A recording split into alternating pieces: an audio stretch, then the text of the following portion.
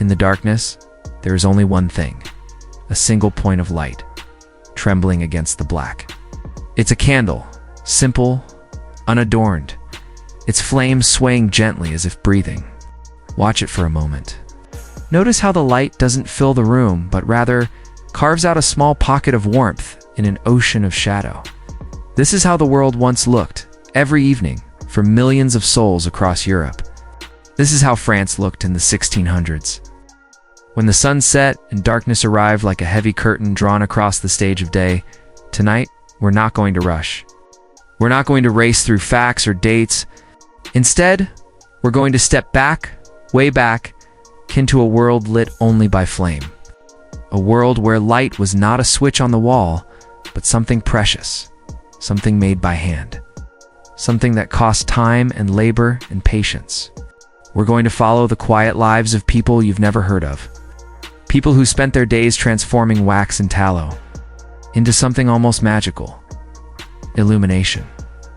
This is a story about candles, but more than that, it's a story about the rhythm of work, the comfort of routine, and the forgotten art of making light in a world that had so little of it. It's a story that asks you to slow down, to breathe, to let the images wash over you like the warm glow of that single flame.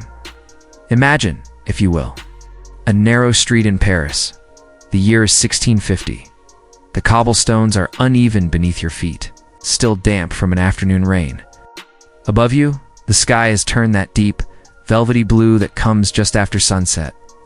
When the last traces of daylight cling stubbornly to the horizon, you hear footsteps echoing somewhere in the distance. The low murmur of voices behind shuttered windows, the faint toll of a church bell marking the hour. And there, in a workshop tucked between a baker and a tailor, you see it. The soft, golden glow of candlelight spilling through a half-open door. Inside, a figure moves slowly, methodically, dipping a wick into a pot of molten wax, lifting it, letting it cool, dipping it again. Over and over, the same motion repeated hundreds of times, till what was once a thin thread becomes a cylinder of light waiting to happen. This is the world we're entering. A world where everything moved slower, where darkness wasn't an inconvenience to be banished with the flick of a finger, but a reality to be lived with, negotiated, softened by whatever light you could afford or make. For the wealthy, that meant beeswax candles, clean-burning, sweet-smelling, expensive. For everyone else, it meant tallow-rendered animal fat that smoked and sputtered and smelled of the slaughterhouse, but burned nonetheless. The people who made these candles were called chandlers, from the French word chandelle, meaning candle. They were craftsmen, yes, but more than that, they were keepers of light. In a very real sense, they held back the darkness for everyone else, and yet history has mostly forgotten them. We remember the kings who burned thousands of candles in their palaces. We remember the artists who painted by candlelight, the priests who blessed candles in sacred ceremonies. But the chandlers themselves? The men and women who stood over hot wax for hours, who breathed in smoke and fumes, who repeated the same careful motions day after day? They've faded into the shadows. Tonight, we bring them back into the light. We're going to walk through their workshops, smell the wax heating in copper pots, hear the soft hiss of wicks being dipped into cooling water. We're going to follow the entire journey of a candle, from raw materials to finished product.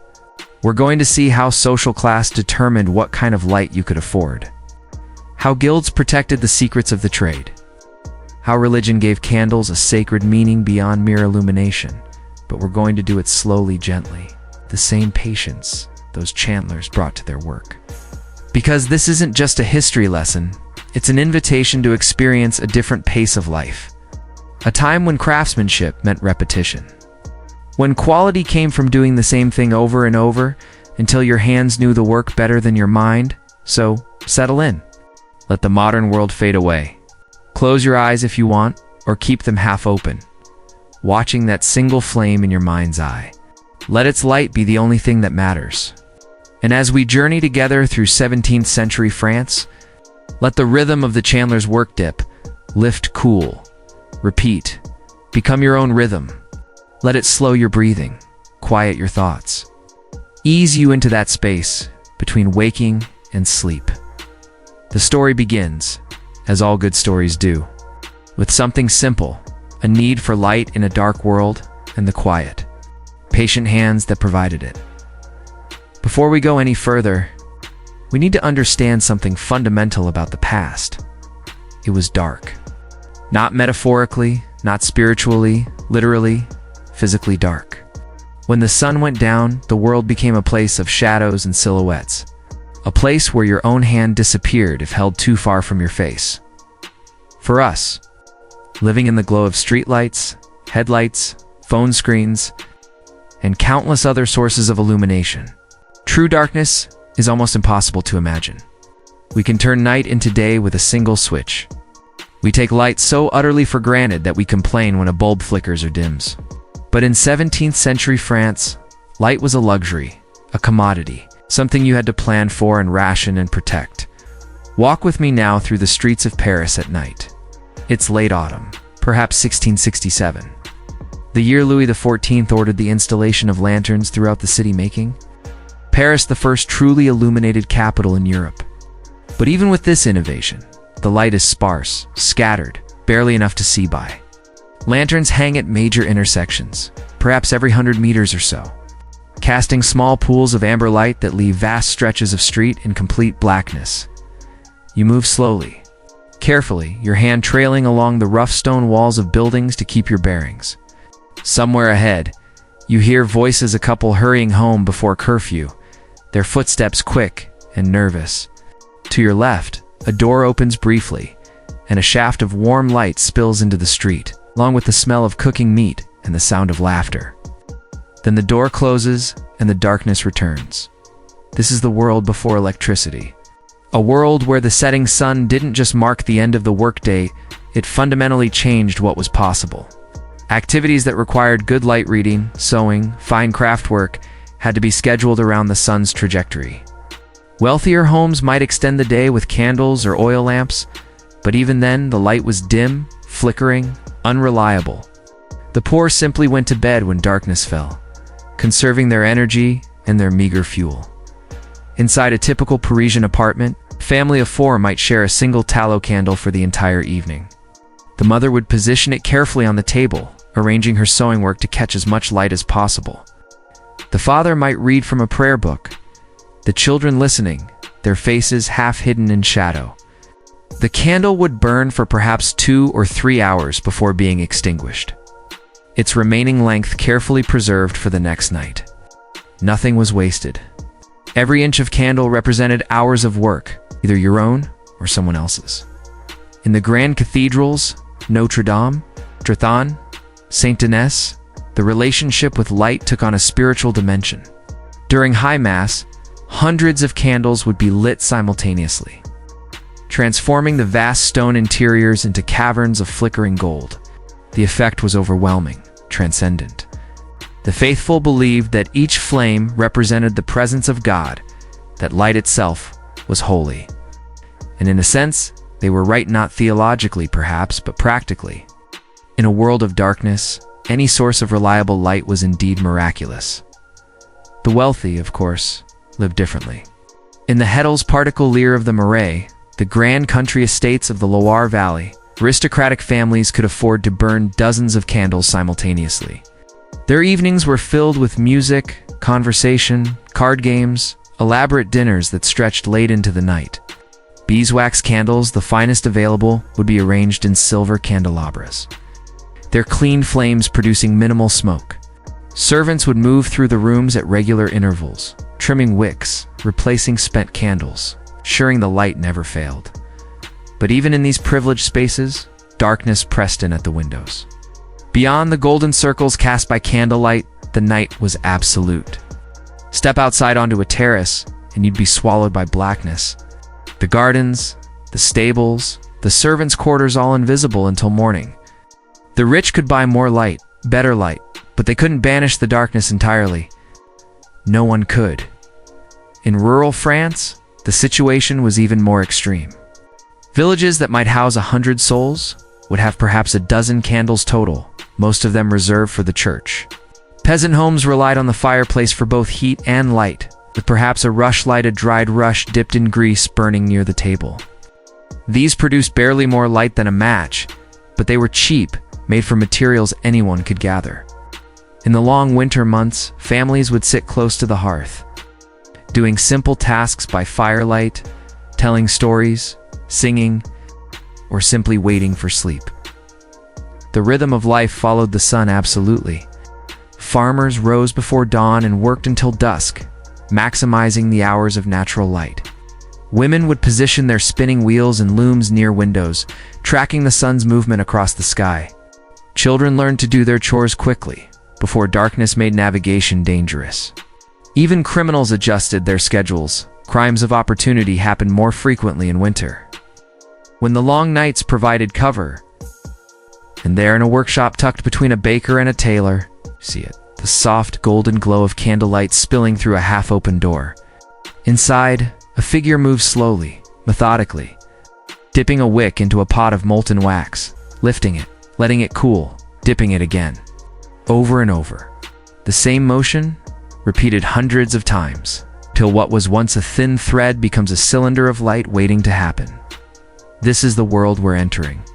A world where everything moved slower. Where darkness wasn't an inconvenience to be banished with the flick of a finger, but a reality to be lived with, negotiated, softened by whatever light you could afford or make. For the wealthy, that meant beeswax candles, clean-burning, sweet-smelling, expensive. For everyone else, it meant tallow-rendered animal fat that smoked and sputtered and smelled of the slaughterhouse, but burned nonetheless. The people who made these candles were called chandlers. From the French word chandelle, meaning candle. They were craftsmen, yes, but more than that, they were keepers of light. In a very real sense, they held back the darkness for everyone else. And yet, history has mostly forgotten them. We remember the kings who burned thousands of candles in their palaces. We remember the artists who painted by candlelight, the priests who blessed candles in sacred ceremonies.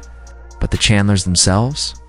The men and women who stood over hot wax for hours, who breathed in smoke and fumes, who repeated the same careful motions day after day, they've faded into the shadows.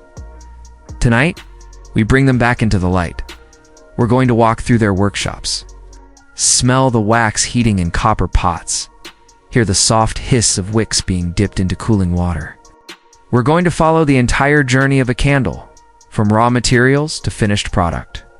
We're going to see how social class determined what kind of light you could afford, how guilds protected the secrets of the trade, how religion gave candles a sacred meaning beyond mere illumination.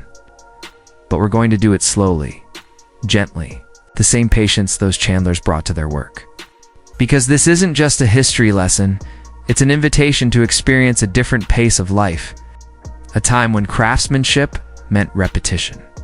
When quality came from doing the same thing over and over until your hands knew the work better than your mind, so settle in. Let the modern world fade away. Close your eyes if you want, or keep them half open, watching that single flame in your mind's eye. Let its light be the only thing that matters. And as we journey together through 17th century France, let the rhythm of the chandler's work dip lift, cool, repeat, become your own rhythm. Let it slow your breathing, quiet your thoughts, ease you into that space between waking and sleep. The story begins, as all good stories do, with something simple, a need for light in a dark world, and the quiet, patient hands that provided it. Before we go any further, we need to understand something fundamental about the past. It was dark. Not metaphorically, not spiritually, literally, physically dark. When the sun went down, the world became a place of shadows and silhouettes. A place where your own hand disappeared if held too far from your face. For us, living in the glow of streetlights, headlights, phone screens, and countless other sources of illumination, true darkness is almost impossible to imagine. We can turn night into day with a single switch. We take light so utterly for granted that we complain when a bulb flickers or dims. But in 17th century France, light was a luxury, a commodity, something you had to plan for and ration and protect. Walk with me now through the streets of Paris at night. It's late autumn, perhaps 1667, the year Louis XIV ordered the installation of lanterns throughout the city, making Paris the first truly illuminated capital in Europe. But even with this innovation, the light is sparse, scattered, barely enough to see by. Lanterns hang at major intersections, perhaps every 100 meters or so, casting small pools of amber light that leave vast stretches of street in complete blackness. You move slowly, carefully, your hand trailing along the rough stone walls of buildings to keep your bearings. Somewhere ahead you hear voices, a couple hurrying home before curfew, their footsteps quick and nervous. To your left, a door opens briefly and a shaft of warm light spills into the street, along with the smell of cooking meat and the sound of laughter. Then the door closes and the darkness returns. This is the world before electricity. A world where the setting sun didn't just mark the end of the workday, it fundamentally changed what was possible. Activities that required good light, reading, sewing, fine craft work, had to be scheduled around the sun's trajectory. Wealthier homes might extend the day with candles or oil lamps, but even then, the light was dim, flickering, unreliable. The poor simply went to bed when darkness fell, conserving their energy and their meager fuel. Inside a typical Parisian apartment, a family of 4 might share a single tallow candle for the entire evening. The mother would position it carefully on the table, arranging her sewing work to catch as much light as possible. The father might read from a prayer book, the children listening, their faces half hidden in shadow. The candle would burn for perhaps 2 or 3 hours before being extinguished, its remaining length carefully preserved for the next night. Nothing was wasted. Every inch of candle represented hours of work, either your own or someone else's. In the grand cathedrals, Notre Dame, Chartres, Santinista, relationship with light took on a spiritual dimension. During High Mass, hundreds of candles would be lit simultaneously, transforming the vast stone interiors into caverns of flickering gold. The effect was overwhelming, transcendent. The faithful believed that each flame represented the presence of God, that light itself was holy. And in a sense, they were right, not theologically perhaps, but practically. In a world of darkness, any source of reliable light was indeed miraculous. The wealthy, of course, lived differently. In the Hedels particulier of the Marais, the grand country estates of the Loire Valley, aristocratic families could afford to burn dozens of candles simultaneously. Their evenings were filled with music, conversation, card games, elaborate dinners that stretched late into the night. Beeswax candles, the finest available, would be arranged in silver candelabras, their clean flames producing minimal smoke. Servants would move through the rooms at regular intervals, trimming wicks, replacing spent candles, ensuring the light never failed. But even in these privileged spaces, darkness pressed in at the windows. Beyond the golden circles cast by candlelight, the night was absolute. Step outside onto a terrace, and you'd be swallowed by blackness. The gardens, the stables, the servants' quarters, all invisible until morning. The rich could buy more light, better light, but they couldn't banish the darkness entirely. No one could. In rural France, the situation was even more extreme. Villages that might house 100 souls would have perhaps a dozen candles total, most of them reserved for the church. Peasant homes relied on the fireplace for both heat and light, with perhaps a rushlight, a dried rush, dipped in grease burning near the table. These produced barely more light than a match, but they were cheap, made from materials anyone could gather. In the long winter months, families would sit close to the hearth, doing simple tasks by firelight, telling stories, singing, or simply waiting for sleep. The rhythm of life followed the sun absolutely. Farmers rose before dawn and worked until dusk, maximizing the hours of natural light. Women would position their spinning wheels and looms near windows, tracking the sun's movement across the sky. Children learned to do their chores quickly, before darkness made navigation dangerous. Even criminals adjusted their schedules. Crimes of opportunity happened more frequently in winter, when the long nights provided cover. And into this world of darkness, the Chandlers brought their gift. Small cylinders of wax or tallow that could push back the night, one flame at a time.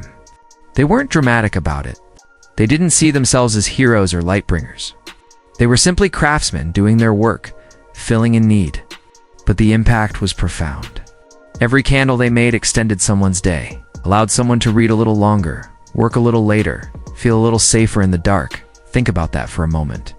Think about the quiet importance of their labor. Every dipped wick, every molded taper, represented hours of future light for someone else. The Chandler's workday created dozens of small victories against darkness.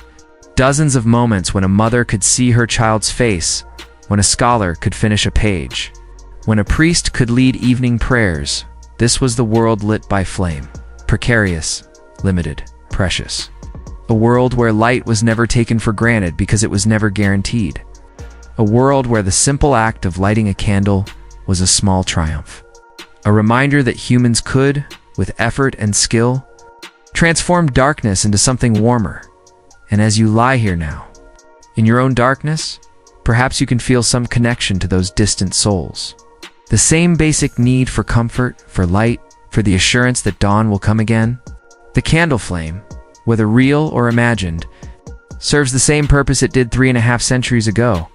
It gives us something to focus on, something steady, something that says, here is warmth, here is light, here you are safe. Every craft has its signature smell. The blacksmith works in the acrid temps of heated metal and coal smoke. The baker's world smells of yeast and browning crust. The tanner's smell is something we're better off not describing in detail. But the chandler's workshop had its own distinctive aroma. Complex and layered, sweet and foul, in equal measure. Depending on the materials being used, step inside with me now into a chandler's shop in Lyon, perhaps the second largest city in France after Paris. It's early morning. The summer sun just beginning to warm the stone walls. The shutters are open to let in fresh air, and through them, you can hear the sounds of the city waking up. Vendors calling out, cartwheels rumbling over cobblestones, a dog barking somewhere in the distance. But inside, all your attention is captured by the smell. It hits you in waves, starting with the most pleasant notes and gradually revealing the underlayers. First, there's beeswax sweet, honey-like, with that distinctive waxy warmth that seems to coat the inside of your nose. It's the smell of wealth, of churches, of carefully tended hives in monastery gardens. Breathe it in deeply, and you might catch echoes of flowers lavender from Provence, wildflowers from mountain meadows, whatever blooms the bees visited months ago. The master chandler, a man named Jacques, is preparing a batch of beeswax candles for the cathedral. He works carefully, almost reverently, because beeswax is expensive, roughly 20 times the cost of tallow. It comes in large golden blocks, their surfaces still marked with the hexagonal imprint of honeycomb. Jacques cuts chunks from the block with a hot knife, dropping them into a copper pot suspended over a small, carefully regulated fire. Watch as the wax melts. It doesn't do so all at once, but gradually the edges softening first. Then the whole mass beginning to collapse into itself, becoming liquid gold. The smell intensifies as heat releases the volatile compounds trapped in the wax. If you've ever burned a beeswax candle yourself, you know this smell, but imagine it concentrated 100 times stronger. Filling your lungs with every breath, Jacques stirs the melting wax with a long wooden paddle, checking the temperature by eye and experience. Too hot, and the wax will lose its color, burning slightly and producing an inferior candle. Too cool, and it won't properly coat the wick. This is knowledge that can't be written down, only learned through years of repetition. His hands move with absolute certainty, the paddle making slow circles through the molten gold.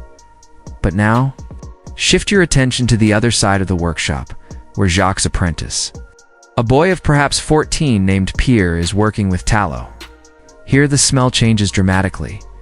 Tallow is rendered animal fat, usually from cattle or sheep, and it carries with it the unmistakable scent of the slaughterhouse. It's not exactly unpleasant, or rather, it's the kind of smell you can get used to. The way people who live near the ocean stop noticing the salt air. But it's earthy, primal, faintly musty. With an undertone of old meat, Pierre works a large wooden paddle through a vat of cooling tallow, stirring constantly to keep it from separating or forming lumps. The fat has already been boiled and strained multiple times to remove impurities, bits of tissue, blood, anything that would cause the final candles to smoke or smell worse than necessary. What remains is a thick, creamy substance, yellowish white. With the consistency of soft butter, the process of rendering tallow is labor-intensive and unpleasant.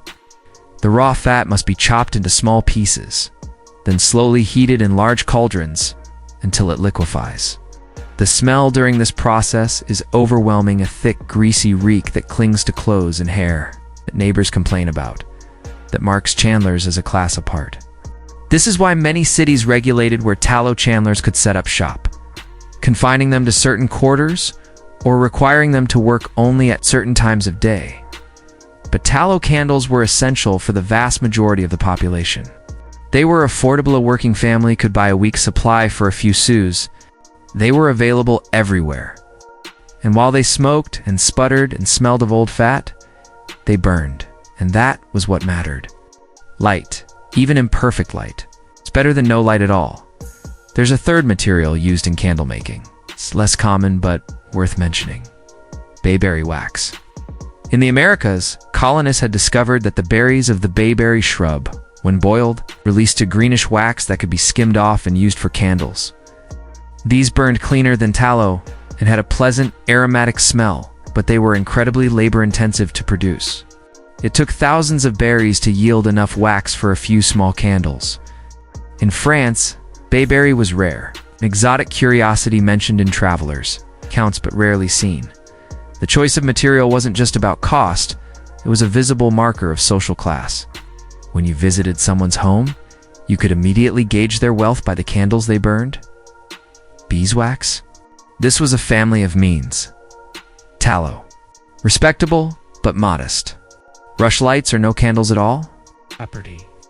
The quality of light in your home was quite literally a reflection of your place in society. Jacques finishes preparing his beeswax and begins the dipping process. He has a special frame, a wooden rack with dozens of wicks suspended from it. Each wick weighted at the bottom with a small pebble to keep it straight. He lifts the entire frame and dips all the wicks simultaneously into the molten wax, holds them there for a moment, then lifts them out. The wax clings to the wicks in a thin, transparent layer. He sets the frame aside to cool, and the wax slowly hardens, losing its transparency, becoming opaque and golden. This is the rhythm of the work. Dip, cool, dip, cool, dip, cool. Each layer adds only a millimeter or two to the diameter of the candle. To create a candle of usable size, say as thick as your thumb, requires 30 or 40 dips, sometimes more. Hours of work for a single batch of candles. And all the while, the smell of beeswax fills the air, sweet and warm like being inside a hive pier. Working with tallow follows the same process but with different challenges. Tallow is stickier than beeswax, more prone to dripping unevenly. It requires a slightly lower temperature, careful attention to prevent the layers from sliding off the wick. His hands move automatically now, the muscle memory of hundreds of previous batches guiding him. Dip, lift, shake gently to remove excess, set aside to cool. Again and again, both Jacques and Pierre work in silence, or near silence. There might be a quiet humming, the kind of absent-minded tune you sing when your hands are busy but your mind is free to wander. There might be a brief exchange. Hand me that paddle. The wax needs more heat, but mostly just the sounds of the craft itself. The soft splash of wicks entering the vat, the gentle scrape of paddle against pot, the hiss of a new log added to the fire, and underneath it all, the smells. Beeswax and tallow, smoke and steam. The faint mustiness of old wicks awaiting their transformation, the sharp tang of melted copper from the pots. These smells soaked into everything, the wooden floorboards, the plaster walls, the clothes of the workers. A chandler could be identified by smell alone, even after he'd washed and changed. The craft marked you, claimed you, made you part of its world. As the morning progresses, the workshop warms. The fires burn steadily, the vats of wax and tallow maintain their perfect temperatures. Jacques' beeswax candles are growing slowly, each dip adding to their golden thickness. Pierre's tallow candles are paler, less elegant, but functional and honest. Both craftsmen work with the same steady patience, the same attention to detail. This is the heart of the craft. This patient accumulation of layers, this transformation of raw materials into objects of utility and beauty. There's no shortcut, no way to rush the process. Each candle must pass through the same stages, receive the same care, be given the time it needs to become itself. And in that patience, that repetition, there's something almost meditative. The mind quiets. The body takes over. The work becomes a kind of prayer, though no one would call it that. Just the steady rhythm of creating light. One dip at a time, in the narrow streets of 17th century Paris. Every craft had its place, its rules, its jealously guarded traditions. The city was divided into a complex web of guilds organizations that controlled who could practice a trade, how they could practice it, and what they could charge for their work. The chandlers were no exception. The Corporation des Serruriers Chandeliers de Paris, the Guild of Wax and Tallow, Chandlers, was established in the 13th century, though its roots went back even further. By the 1600s, it was one of the most tightly regulated guilds in the city, with detailed statutes governing every aspect of the craft. To become a master chandler required not just skill, but time, money, connections. Let me take you through the journey of becoming a chandler, starting from childhood. A boyond, it was almost always boys. Though widows of master chandlers could sometimes continue their husbands, businesses would typically enter the trade at age 12 or 13, though some started even younger. His father would approach a master chandler, negotiate terms, and the boy would begin his apprenticeship. The apprenticeship lasted 6 to 8 years. Depending on the specific guild regulations and the master's requirements, during this time the apprentice lived in the master's household, eating at his table, sleeping in a small room above the workshop or in the workshop itself. He was, in effect, adopted into the master's family, though his status was more servant than son. The first year was brutal. The new apprentice did no actual candle making. Instead, he hauled water, chopped firewood, cleaned the vats and pots, swept the floor, ran errands. He watched the master and the journeyman work, but from a distance, performing only the most menial tasks. This was partly practical. He needed to learn the rhythm of the workshop, the materials, the tools, but it was also traditional, a kind of initiation, a test of character. Imagine young Pierre, whom we met in the last chapter, in his first year of apprenticeship. He rises before dawn, while the stars are still visible through the workshop's open roof hatch. His first task is to kindle the fires, using tinder and flint, coaxing the flame into life, feeding it small sticks until it's strong enough to accept larger logs. He must do this quietly, so as not to wake the master's family in the rooms above. Once the fires are burning, Pierre fetches water from the neighborhood well, making trip after trip with heavy wooden buckets. The water is for cooling the candles, for washing the vats, for a dozen other purposes throughout the day. His arms ache. His hands develop blisters, then calluses. But he doesn't complain. Complaining would mean dismissal, and dismissal would mean disgrace. The waste of his father's investment and his own future. By the second year, if he's proven himself reliable, Pierre begins to participate in the actual craft. At first, he's given simple tasks, stirring the tallow to keep it from separating, trimming wicks to uniform lengths, preparing molds. He watches carefully as the master demonstrates each step, noting the angle of the dipping rack, the temperature of the wax, the timing of each cooling period. The master Jacques rarely explains things verbally. The craft is learned through observation and imitation, through trial and error. When Pierre makes a mistake, dips the wicks when the tallow is too hot, resulting in uneven coating, Jacques might grunt disapprovingly or shake his head, but he doesn't lecture. The mistake itself is the lesson.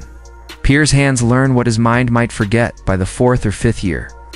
Pierre is doing most of the routine work of the shop. He's become proficient at dipping candles, molding candles, rendering tallow, even working with beeswax on simpler projects. But he's still an apprentice, still learning. The master entrusts him with increasingly complex tasks, making candles of unusual sizes, creating decorative tapers for special occasions, calculating the precise ratios of materials needed for large orders, and always. There are the guild regulations hovering in the background. The Chandler's Guild specified exactly how candles were to be made, the proportion of wax to wick, the minimum weight for each size, the acceptable materials, the proper methods. Inspectors could arrive unannounced to check the workshop, examining finished candles, testing their burn time, ensuring compliance. Masters who violated the regulations faced fines, loss of guild membership, even imprisonment. Why such strict control? Several reasons. First, quality assurance. Poorly made candles were dangerous. They could sputter, spark, start fires. The guild's reputation depended on maintaining standards. Second, economic protection. By controlling who could make and sell candles, the guild prevented outside competition, ensuring that its members could make a living. And third, political power. A well-organized guild had influence with city authorities, could negotiate tax breaks, petition for favorable regulations. But the guild system also created rigidity. Innovation was discouraged. New methods or materials had to be approved by the guild council, a process that could take years. Prices were fixed, preventing competition on cost. And perhaps most significantly, becoming a master was increasingly difficult for those without family connections or wealth. After completing his apprenticeship, let's say Pierre is now 20 years old, he doesn't automatically become a master.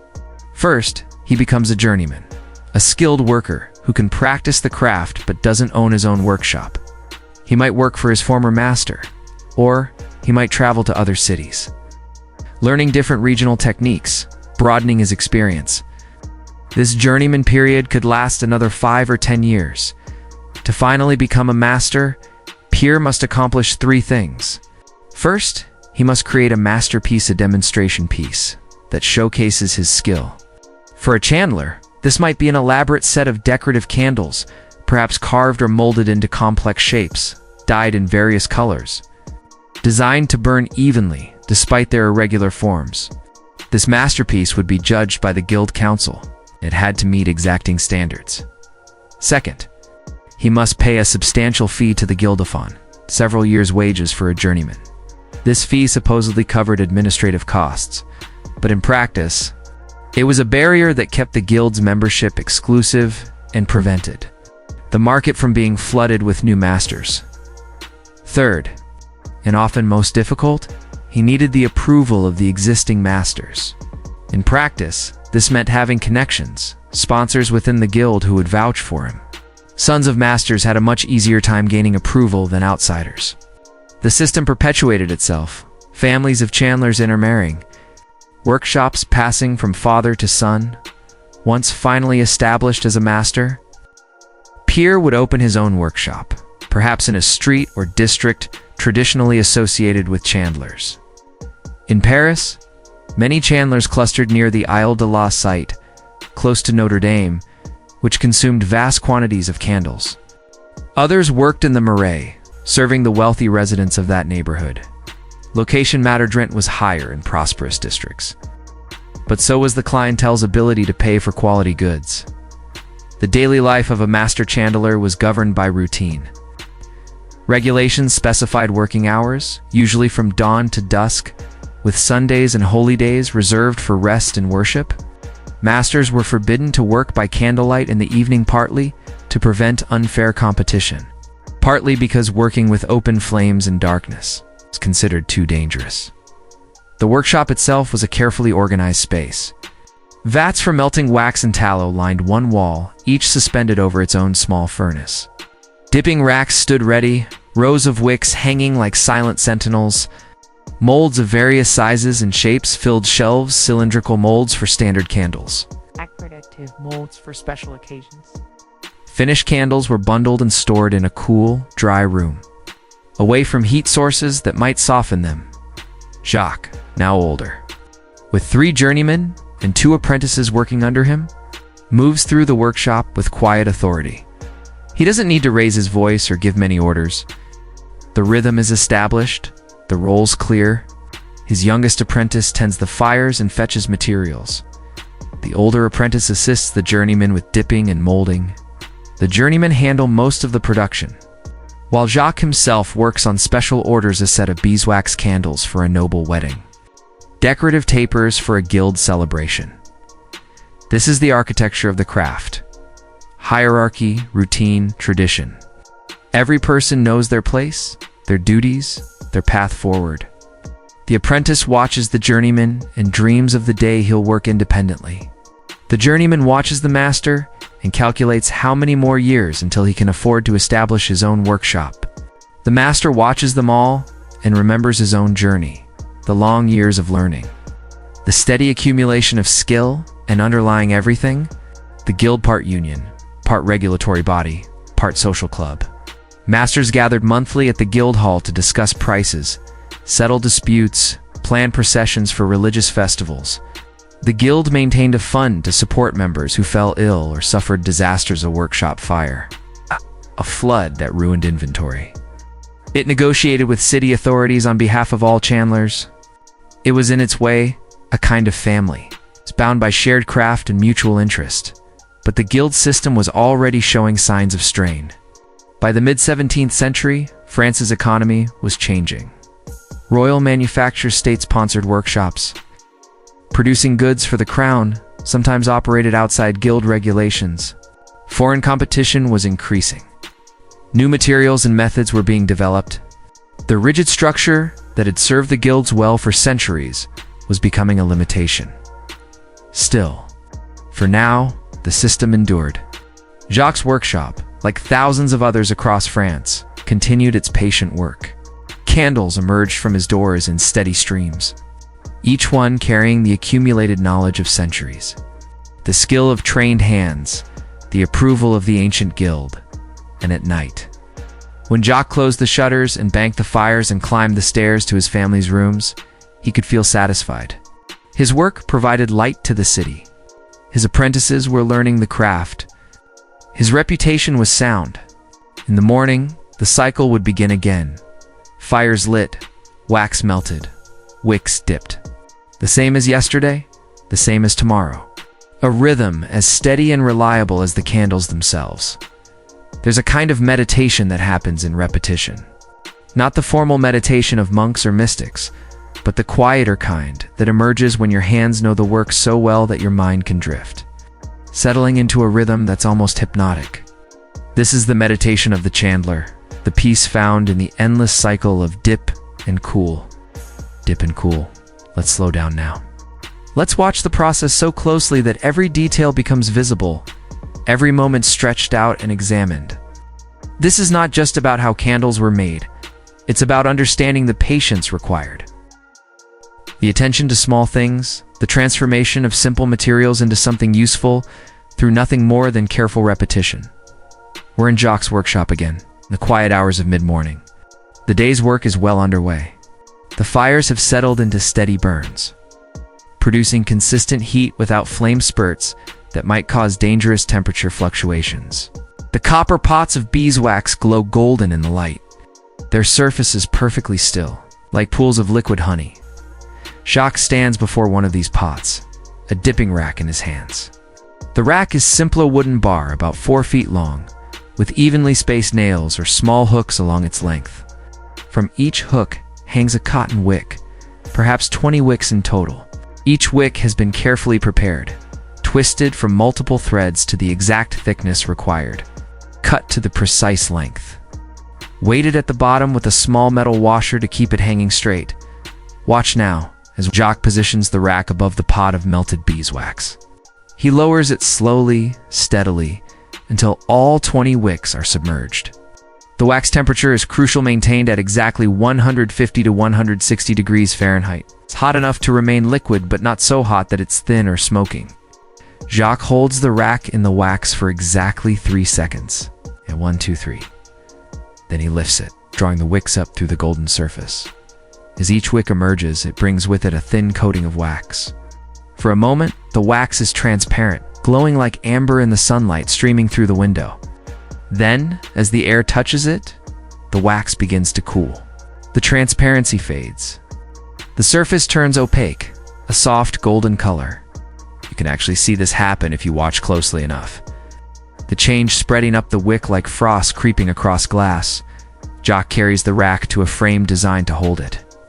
Horizontally, about chest height, he sets it down carefully, ensuring the wicks hang perfectly vertical. They can't touch each other. Even the slightest contact will cause the candles to stick together or cool unevenly. The rack will remain here for approximately 2 minutes, allowing the wax to fully harden before the next dip. 2 minutes. Not 1 minute 55 seconds. Not 2 minutes, 5 seconds. Exactly 2 minutes. This precision comes not from a clock. There's no timepiece in the workshop, but from Jacques' internal sense of timing, calibrated through years of practice. He moves to the next rack, repeats the process, then the next. By the time he returns to the first rack, roughly 2 minutes have elapsed. The cycle begins again. Dip, lift, wait, dip, lift, wait. The rhythm is mesmerizing. Each dip adds a thin layer to the growing candles, maybe half a millimeter, barely visible to the eye. The wicks gradually thicken, transforming from threads into slender cylinders. After 10 dips, they're about as thick as a pencil. After 20, as thick as your finger. After 30 or 40 dips, they've reached the standard size for household candles. But here's where the artistry comes in. The thickness must be uniform along the entire length of the candle. If Jacques dips too quickly, lifting the rack while wax is still dripping, the candles will be thicker at the bottom. If he dips too slowly, leaving them submerged too long, the heat of the molten wax will actually melt the previous layers, leaving the candles thinner than they should be. Every movement must be controlled, deliberate, practiced, and the temperature, that crucial variable that makes all the difference. If the wax is too hot, it won't cling properly to the wick. The layers will be thin, uneven, and the final candles will burn too quickly. If the wax is too cool, it will start to solidify in the pot, forming lumps and irregularities that will mar the candle's smooth surfaces. Jacques monitors the fire constantly, adding or removing fuel, adjusting the distance between flame and pot, maintaining that perfect temperature through constant small corrections. There's a sound to this work. Quiet but distinct. The soft splash as wicks enter the wax. The gentle drip as excess wax falls back into the pot. The slight creak of the wooden racks being moved. The whisper of the fire, the occasional pop of a knot in the wood. And underneath it all, the sound of breathing Jacques, steady inhalations and exhalations, consciously synchronized with the rhythm of his work. Breathe in as you lower the rack. Hold your breath as the wicks submerge. Breathe out as you lift them free. It's not conscious, but it's there. The body finding its own pattern, its own way of marking time. On the other side of the workshop, Pierre works with tallow, and his dance is similar but different. Tallow requires a lower temperature than beeswax, around 120 to 130 degrees Fahrenheit. Too hot, and it becomes almost liquid, refusing to build up on the wicks.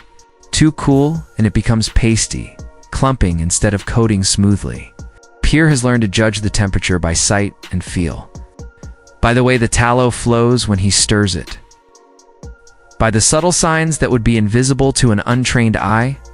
Tallow also requires longer cooling times between dips. The fat solidifies more slowly than wax, remaining tacky for several minutes after application.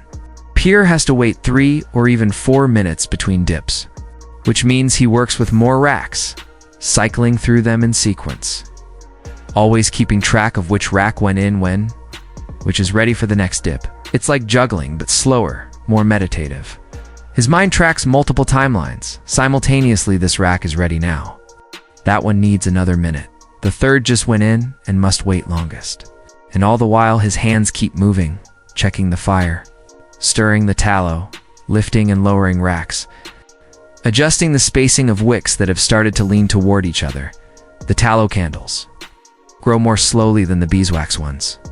The layers are thinner, the buildup less dramatic, and they're not as beautiful, where Jacques' beeswax candles emerge golden and smooth.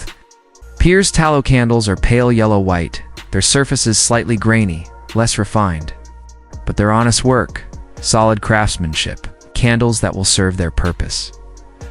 By midday, the workshop has settled into a kind of trance. The workers move through their established patterns without conscious thought. Jacques has 7 or 8 racks in rotation now, an endless cycle of dipping and cooling. Pierre manages 4 racks of tallow candles. The newest apprentice maintains the fires, stirs the pots, occasionally hands a tool to the journeyman. Everyone knows their role. No one speaks unless necessary. And in this silence, in this repetition, there's something profound. The work becomes a meditation on transformation. You start with raw materials, blocks of wax, chunks of tallow, simple cotton threads. Through patient application, through countless repetitions of the same simple action, you create something new. The thread becomes a wick, becomes a candle, becomes light. Matter changes its nature. The potential becomes actual. There's also a meditation on impermanence. Jacques knows that every candle he makes will eventually be consumed. The hours of work, the careful attention, all of it will vanish in flame, converted to light and heat and a bit of smoke. Nothing remains but a puddle of wax and a charred wick. And yet this doesn't diminish the work. If anything, it elevates it. The candle fulfills its purpose precisely by being destroyed. Its entire existence is oriented toward that moment of burning. In this way, the chandler's craft is unlike most others. The carpenter builds a table that might last generations. The mason builds a wall that might stand for centuries. But the chandler creates something designed to disappear, to be used up, to return to nothingness. There's a kind of humility in that, an acceptance of transience. The afternoon stretches on. The quality of light in the workshop changes as the sun moves across the sky. The angles shifting, shadows lengthening and shortening. Jacques works steadily, his movements as precise at 3 in the afternoon as they were at 8 in the morning. There's no rushing, no anxiety about productivity. The work takes the time it takes. The candles will be ready when they're ready. Dip, lift, wait, dip, lift, wait. Finally, as the first rack of beeswax candles approaches completion, each one now a substantial cylinder. Smooth and perfectly straight, Jacques allows himself a small moment of satisfaction. He lifts the rack and examines his work, tilting it to catch the light. The candles gleam like polished gold. He can see no flaws, no irregularities. They're beautiful, but more importantly, they're perfect. They'll burn evenly, steadily, for hours. They'll give good light without excessive smoke. They'll do what candles are meant to do. He carries the rack to the cooling room, a separate space where finished candles rest before being removed from their wicks and bundled for sale. Here, dozens of racks stand in rows, hundreds of candles hanging in silent congregation. Some are beeswax, golden and elegant. Some are tallow, pale and humble. All are testaments to the patient craft of the chandler. And tomorrow, the process will begin again. New wicks prepared, new vats of wax and tallow melted, new candles grown layer by layer from nothingness. The same dance repeated endlessly, a rhythm as old as the craft itself. But for now, this batch is complete. And in their completion, they carry forward not just the materials from which they're made, but something less tangible, the attention, the skill, the quiet dedication of hands that know their work. Dawn comes slowly to the workshop. At first, there's only darkness, the kind of complete black that swallows everything's shapes, sounds, even thought. Then, gradually, almost imperceptibly, a faint gray begins to creep through the eastern window. Not light, not yet. It's just the suggestion that darkness might not be permanent. In his small room above the workshop, Jacques wakes without needing a bell or a call. His body knows the hour, attuned after decades of rising before the sun. He lies still for a moment, listening. The city is quiet, but not silent. Somewhere in the distance, a rooster crows. Closer, he hears the night watch calling out the hour, their voices echoing between stone buildings. Closer still, the soft breathing of his wife beside him. The gentle snore of his son in the next room. He rises carefully. Feeling for his clothes in the darkness, dressing by touch alone. His fingers find the rough wool of his work shirt, the leather of his belt, the well-worn boots that have shaped themselves to his feet over years of use. He doesn't light a candle, not yet. Candles are for customers, not to be wasted on his own convenience. Besides, he knows this route so well, he could walk it blind, across the bedroom, down the narrow stairs, through the doorway, into the workshop below. The workshop smells of yesterday's work, the lingering sweetness of beeswax, the earthier scent of tallow, the mustiness of cotton wicks, the ghost of wood smoke. Jacques breathes it in, and it wakes him fully, more effectively than any splash of cold water. This is his world, his domain. Every smell tells him something about the space, about what needs to be done today. He moves to the fireplace first, kneeling before the large hearth that dominates one wall. In the ashes, there should still be embers from yesterday, carefully banked and covered to preserve them overnight. He pokes gently with an iron rod, and yes, there's a faint red glow, a tiny constellation of living fire. He feeds it carefully. First, a handful of dry moss, then small twigs, then slightly larger sticks. The fire resists at first, seeming to retreat from the new fuel, but Jacques is patient. He blows gently, coaxing, encouraging. The red glow spreads. A small flame appears, tentative, then another. Within minutes, the fire is established, growing stronger, beginning to throw real warmth and flickering light. By this light, Jacques can now see the workshop properly. The copper pots hang from their iron hooks, empty and waiting. The dipping racks stand in their holders, yesterday's candles removed and bundled. The floor has been swept clean, Pierre's last task before retiring. Everything is ready for a new day of work. Jacques builds up the fire further, adding larger logs, positioning them for long, even burning. He'll need multiple fires today, one under each wax pot. But this main hearth serves to heat the workshop, to warm water, to cook the midday meal. It's the heart of the space, and like a heart, it must keep beating steadily all day. As the fire grows, light begins to fill the workshop, golden and dancing. Shadows leap up the walls, retreat, advance again. The copper pots gleam. The wooden racks cast long, strange shadows across the floor. For a moment, Jacques simply stands, watching the play of light, appreciating the beauty of flame against darkness. This is what he makes, in essence, this exact quality of illumination, preserved in wax, portable, available to anyone who needs it. He's a merchant of firelight, a dealer in carefully controlled flame. The sky outside is beginning to lighten properly now. The gray has taken on a faint blue tint, and the first birds are beginning their morning songs. Jacques opens the shutters, letting in the cool dawn air, and the workshop exhales a night's worth of stale breath. Fresh air pours in, carrying the smell of the city waking, bakers' ovens being lit, horses being led from stables. The distant Seine with its cargo boats already beginning to move. He hears footsteps on the stairs, Pierre descending.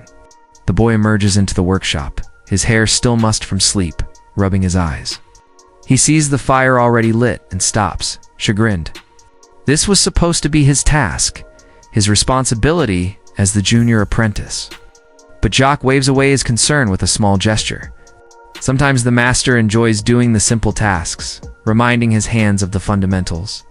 "Get the water," Jacques says quietly, his voice still rough with sleep. Pierre nods and hurries out, grabbing 2 large wooden buckets. The neighborhood well is 3 streets away, and he'll need to make several trips to fill the workshop's various needs.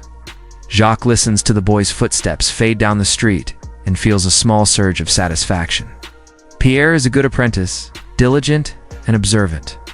In a few years, he'll make a fine journeyman. Perhaps, eventually a master in his own right. The other apprentice, Etienne, appears next, followed shortly by the 2 journeymen. They arrive quietly, falling into the morning routine without needing instructions. Etienne begins preparing the wicks for today's batch, cutting them to length, attaching the small washers, spacing them on the dipping racks.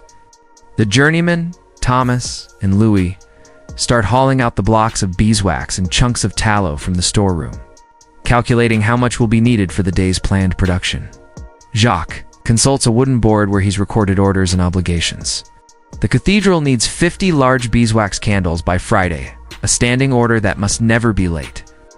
A wealthy merchant has ordered a set of decorative tapers for his daughter's wedding, dyed a specific shade of blue, to be delivered next week. The guild is planning a procession for the feast of St. John the Baptist, and every master is expected to contribute candles for the event. Plus, there's the regular walk-in trade. Customers coming directly to the workshop to buy a few candles for household use. He assigns tasks based on this mental inventory. Thomas will handle the cathedral candles. He has the most experience with beeswax, the surest hand. Louis will work on the tallow candles for the general stock. Pierre, returning now with sloshing buckets, will assist both of them. Etienne will continue his education by watching and helping wherever needed. And Jacques himself will work on the decorative tapers, a task requiring the creativity and precision of a master. As the sun finally breaks the horizon, sending spears of golden light through the open windows, the workshop comes fully to life. The fires under the copper pots are lit, carefully regulated to produce the exact temperatures needed. The blocks of beeswax go into their pot, beginning their slow transformation from solid to liquid. The chunks of tallow go into theirs.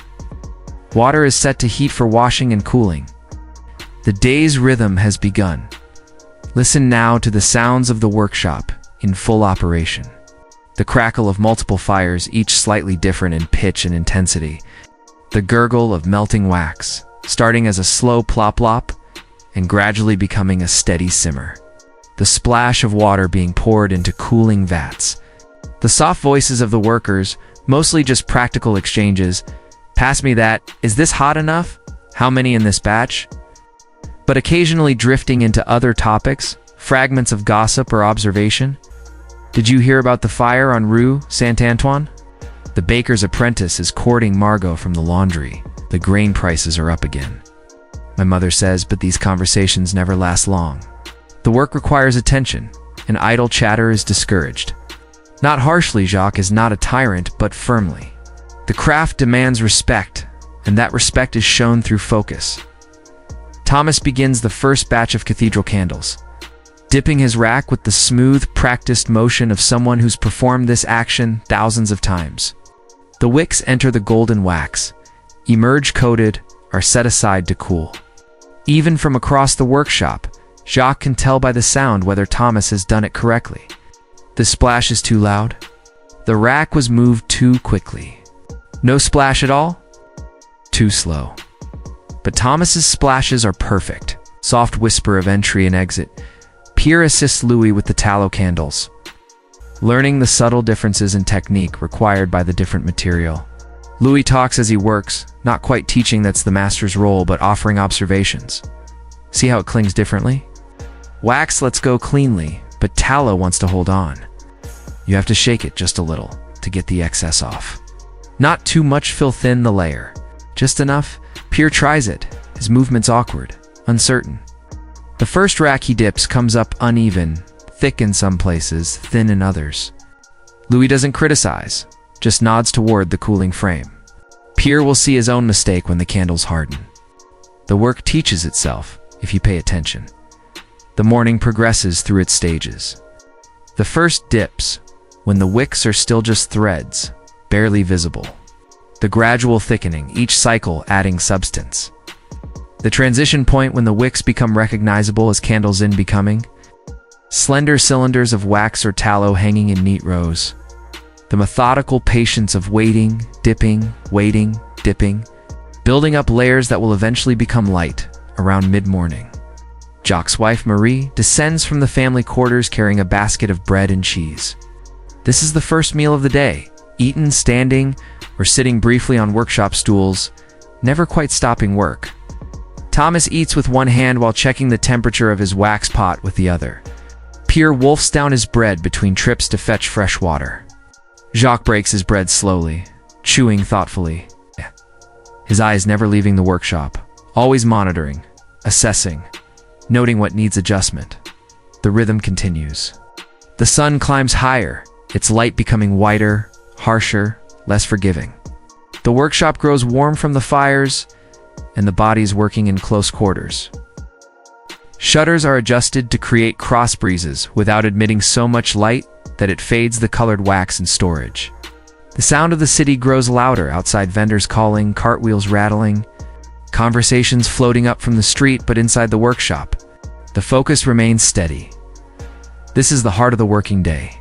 The long middle hours when time seems to stretch and compress simultaneously. Individual moments feel slow, almost eternal, but somehow hours pass without notice. The candles grow, almost visibly now, their diameters increasing with each cycle. Thomas's cathedral candles are nearly complete, thick and golden, perfect. Lewis's tallow candles are less dramatic, but equally satisfactory, functional and honest. Jacques works on his decorative tapers, a much more intricate process. He's using a special mold rather than hand dipping, pouring colored wax layer by layer to create bands of blue and white. Between pours, he must wait for each layer to cool enough to support the next without mixing, but not so cold that the layers separate. It requires perfect timing, and he performs it with the confidence of long experience. By late afternoon, the day's production is nearly complete. The last racks are pulled from the cooling frames. The finished candles carefully removed from their wicks, inspected for flaws, bundled according to size and quality. Thomas's cathedral candles are laid in a special box lined with cloth, protected from scratches or blemishes. Lewis's tallow candles are wrapped in plain paper, tied with twine.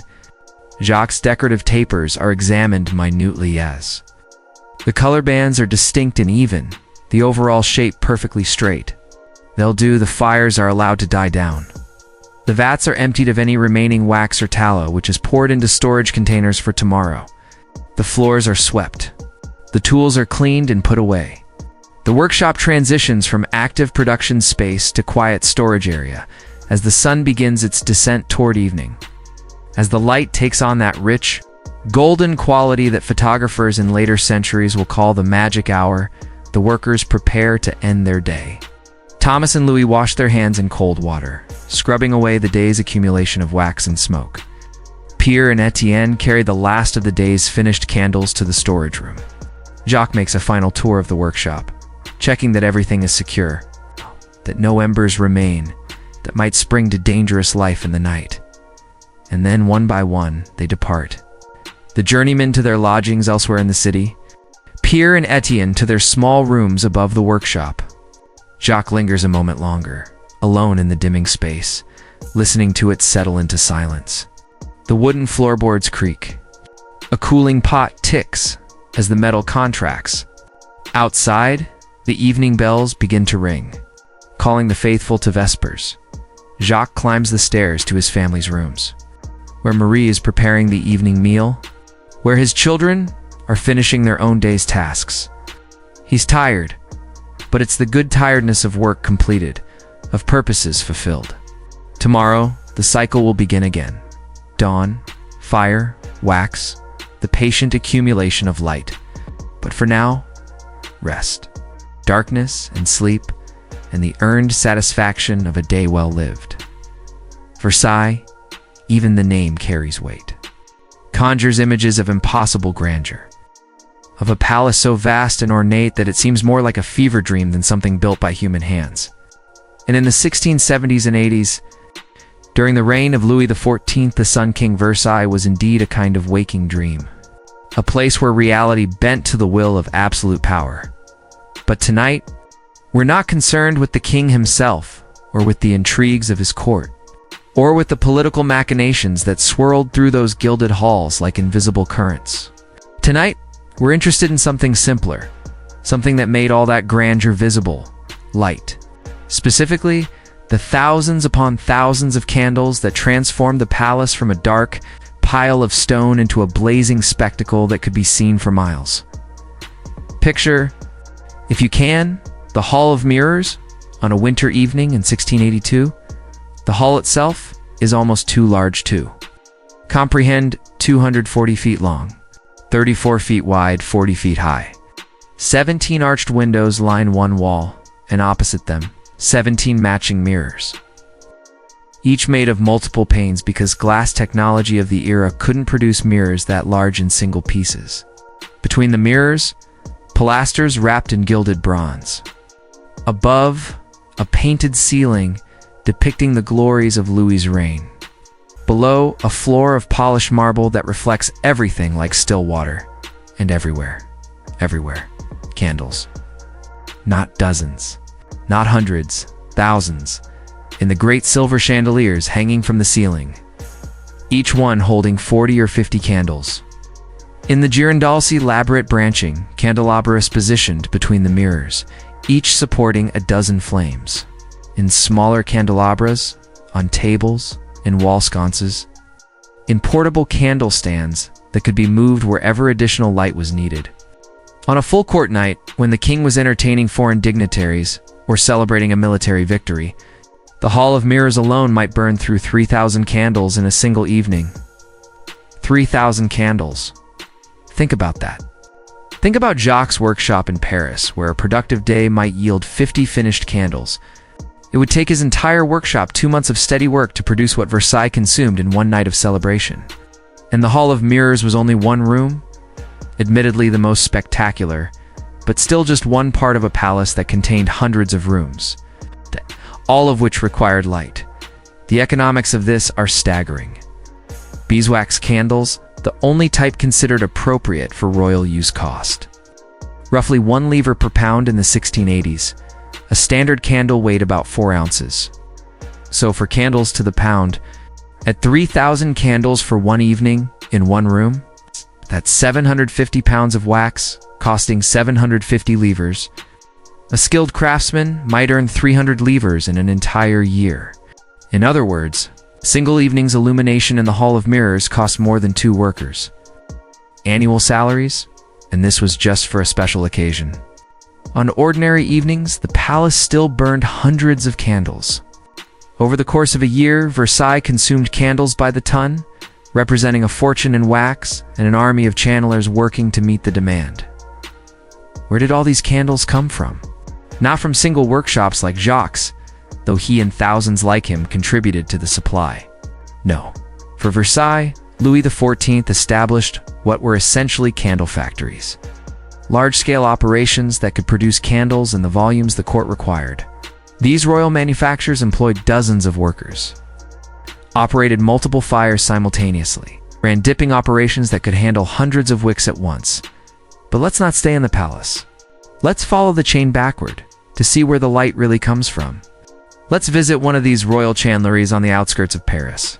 In a district where the smell of melting wax hangs perpetually in the air, the building is large, warehouse-like, with high ceilings to vent the smoke and heat.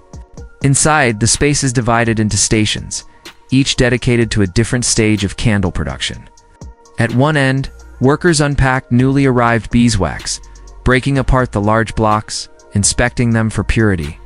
Good beeswax should be a clear golden color, free from debris, with that distinctive honey-sweet smell. Inferior, wax darker, with bits of honeycomb or bee parts still embedded, is rejected. Sent back to the supplier, the accepted wax moves to the melting station, where a row of enormous copper vats, each capable of holding 50 pounds of wax, sit above carefully maintained fires. Workers in leather aprons tend these vats, stirring constantly, monitoring temperatures, skimming off any impurities that rise to the surface. The heat here is tremendous, especially in summer. Sweat pours down faces, soaks through clothes. But the work cannot stop. Versailles demands its light. From the melting station, the liquid wax is ladled into smaller pots for the dipping crews. Here the scene resembles Jacques' workshop, but multiplied tenfold.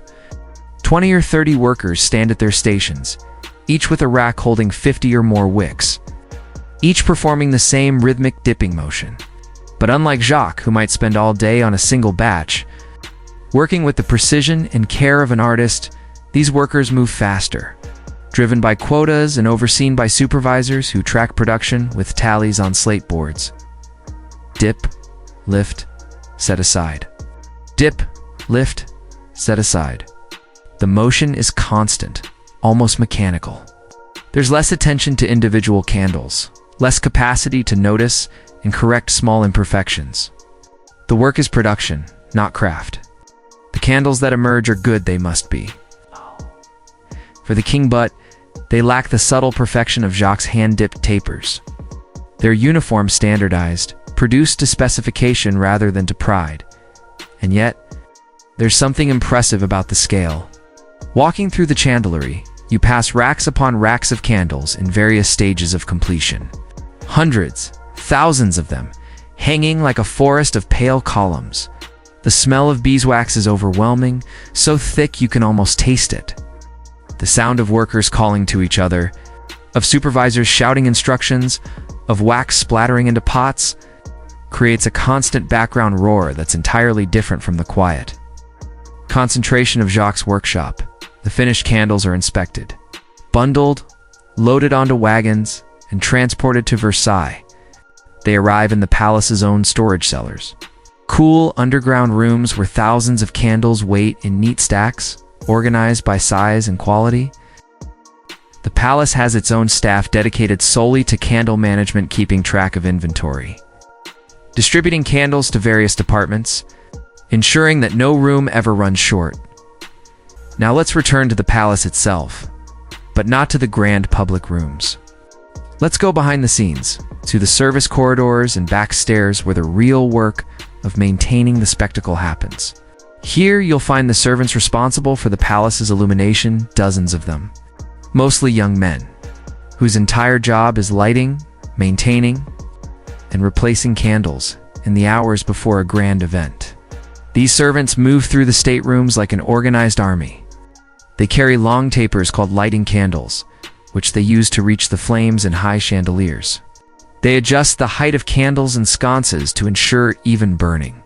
They trim wicks that have grown too long, causing smoking. They wipe soot from mirrors and gilded surfaces. They position portable candelabras to eliminate shadows, to highlight important paintings or sculptures, to create the most flattering light for wherever the king might stand. This work requires surprising skill. A poorly trimmed wick will smoke, leaving black streaks on the ceiling. An overlong candle in a chandelier will drip wax onto the floor, or worse, onto a guest's expensive clothing. A candle placed too close to a tapestry might start a fire. The servants must know not just how to light candles, but how to position them, maintain them, anticipate problems before they occur, and during the event itself, they never stop working. They hover at the edges of the room, watching. A candle burns low, it's replaced immediately. A guest's conversation seems to be happening in a dim corner. A candelabra appears as if by magic, brightening the space. The goal is to maintain perfect, consistent illumination throughout the evening, to never allow anyone to notice a darkening or flickering. To keep the spectacle seamless, imagine attending one of these events. You're a visiting diplomat, perhaps, or a provincial noble granted the honor of an audience. You arrive as twilight fades, and as your carriage approaches the palace, you see it blazing like a jewel box opened in darkness. Every window glows. The facade is lit by torches and lanterns. The effect is overwhelming, designed to inspire awe, to communicate power and wealth in the most direct possible way. Inside, you move through rooms that seem impossibly bright, especially compared to the modest candlelight you're accustomed to at home. The Hall of Mirrors, when you finally reach it, takes your breath away. The chandeliers blaze overhead. The mirrors multiply the light, creating the illusion of infinite flames extending in all directions. The floor seems to glow, reflecting everything. And in this sea of light, the court moves like colorful fish in a golden pond, silk dresses rustling, jewels glittering, faces animated by conversation and wine. It's beautiful. It's magnificent. It's also, in a very real sense, a performance, a deliberate display of resources. Louis XIV understood that power is as much about perception as reality. By burning 3,000 candles in a single evening, he was making a statement. I am so wealthy, so powerful, that I can transform night into day. I can create summer at midwinter. I can command light itself. But we, following the candles back to their source, understand the truth behind the spectacle. Every flame represents hours of labor. The wax had to be collected from hundreds of beehives, processed, purified, shipped to Paris. It had to be melted, dipped, cooled, shaped. It had to be transported, stored, distributed. Lit. Behind every moment of brilliant light stand hundreds of workers, beekeepers, wax merchants, chandlers, transporters, servants. The spectacle is real, but it rests on a foundation of invisible labor, and the candles themselves. They fulfill their purpose without complaint, burning steadily until they're consumed. By the end of the evening, those 3,000 candles will be reduced to puddles of wax and charred wicks. Servants will spend hours the next day cleaning up, scraping wax from candelabras, gathering the melted remains to be recycled. And the cycle will continue, forever hungry, forever requiring more wax, more candles, more light. There's something both magnificent and melancholy about it. The grandeur is undeniable, but so is the waste.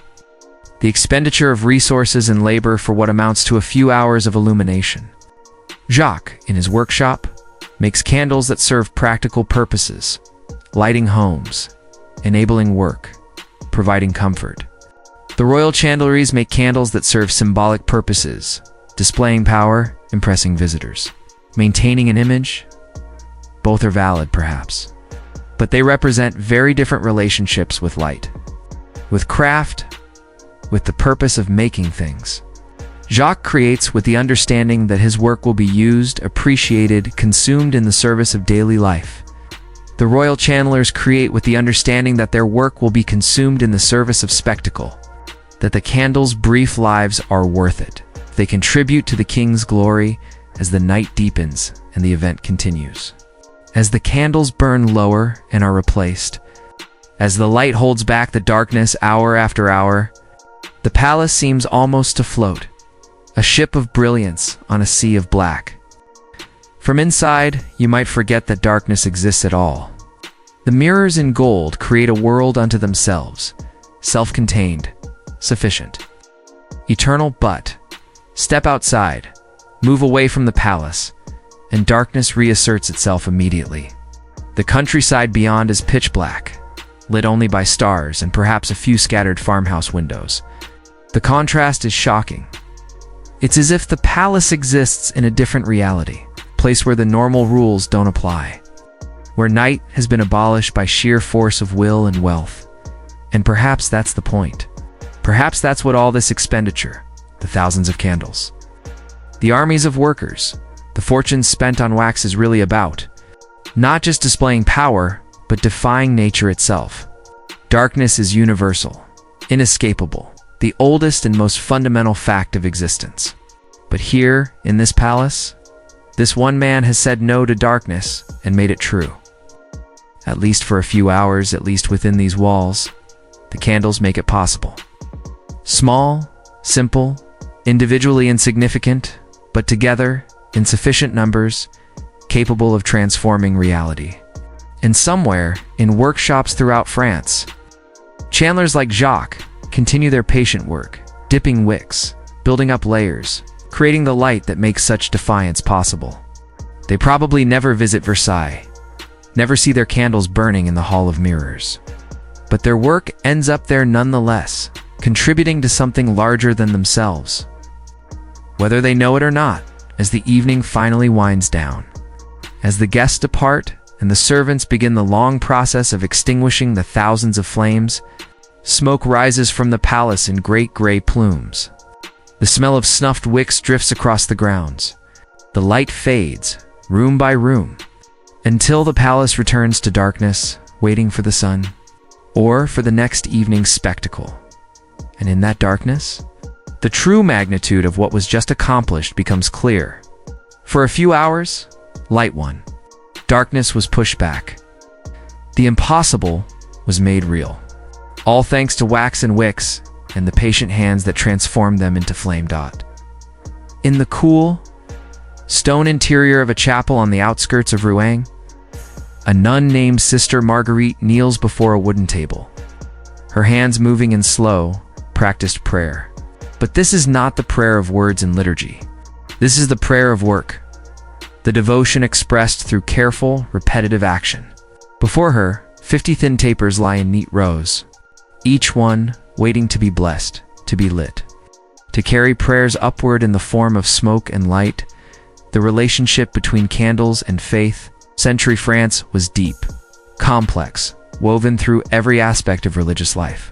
Candles were not merely practical tools for illuminating dark churches. They were symbols. Laden with meaning, participants in the sacred rather than mere observers.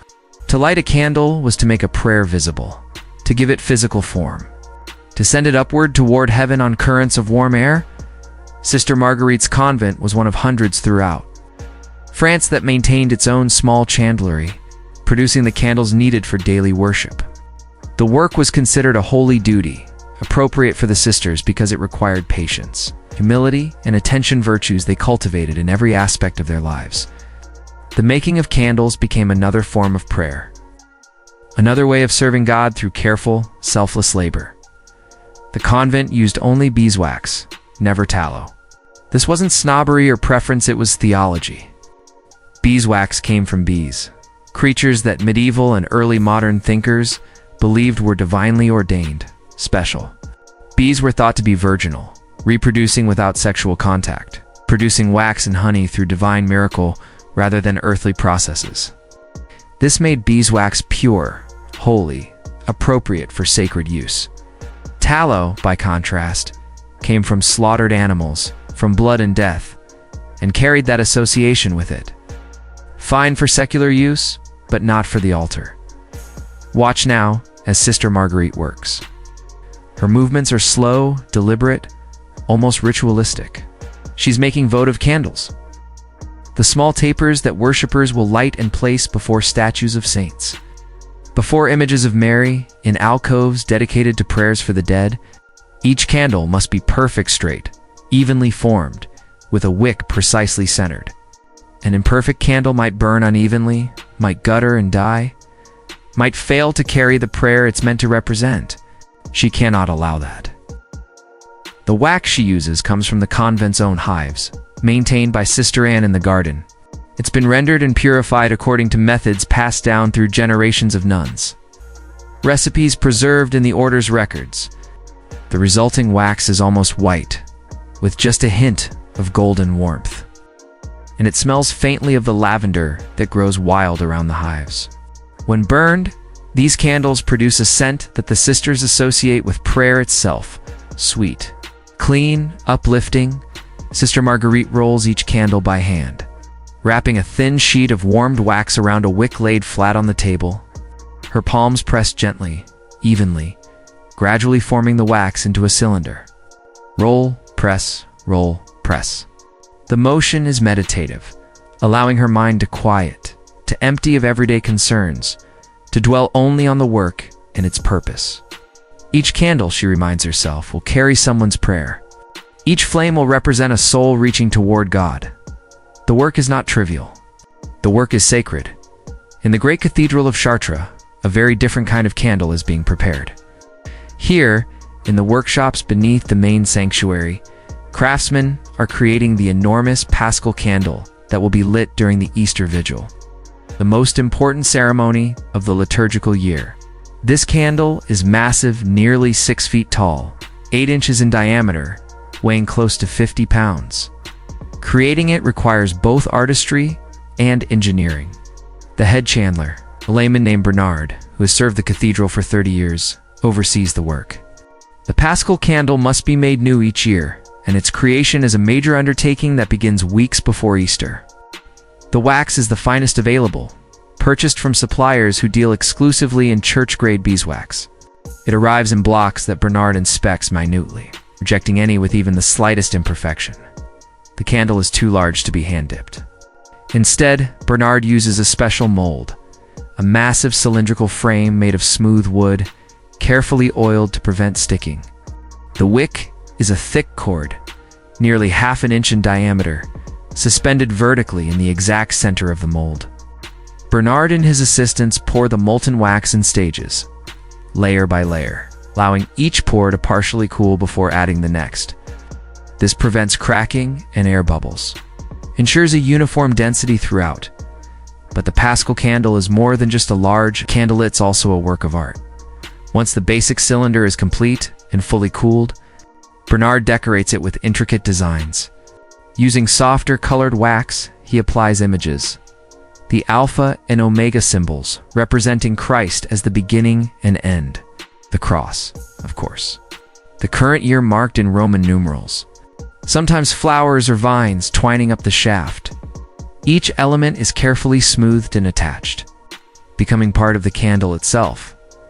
When lit during the Easter Vigil, this candle will burn throughout the Easter season, a symbol of the resurrection of Christ as the light of the world.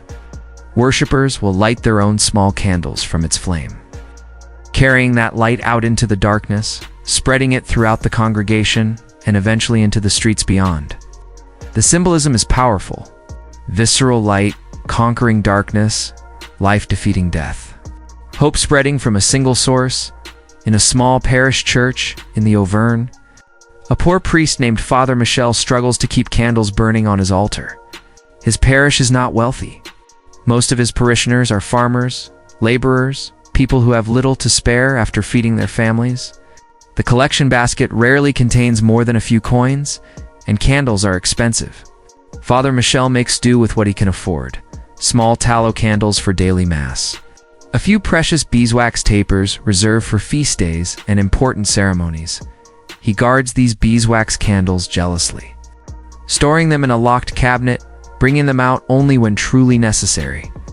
Each one represents a sacrifice, often his own meals skipped, clothing not replaced, small personal comforts forgone so that the altar can have proper light.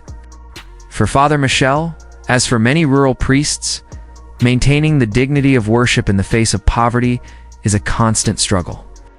The candles are both a practical necessity and a symbol of that struggle.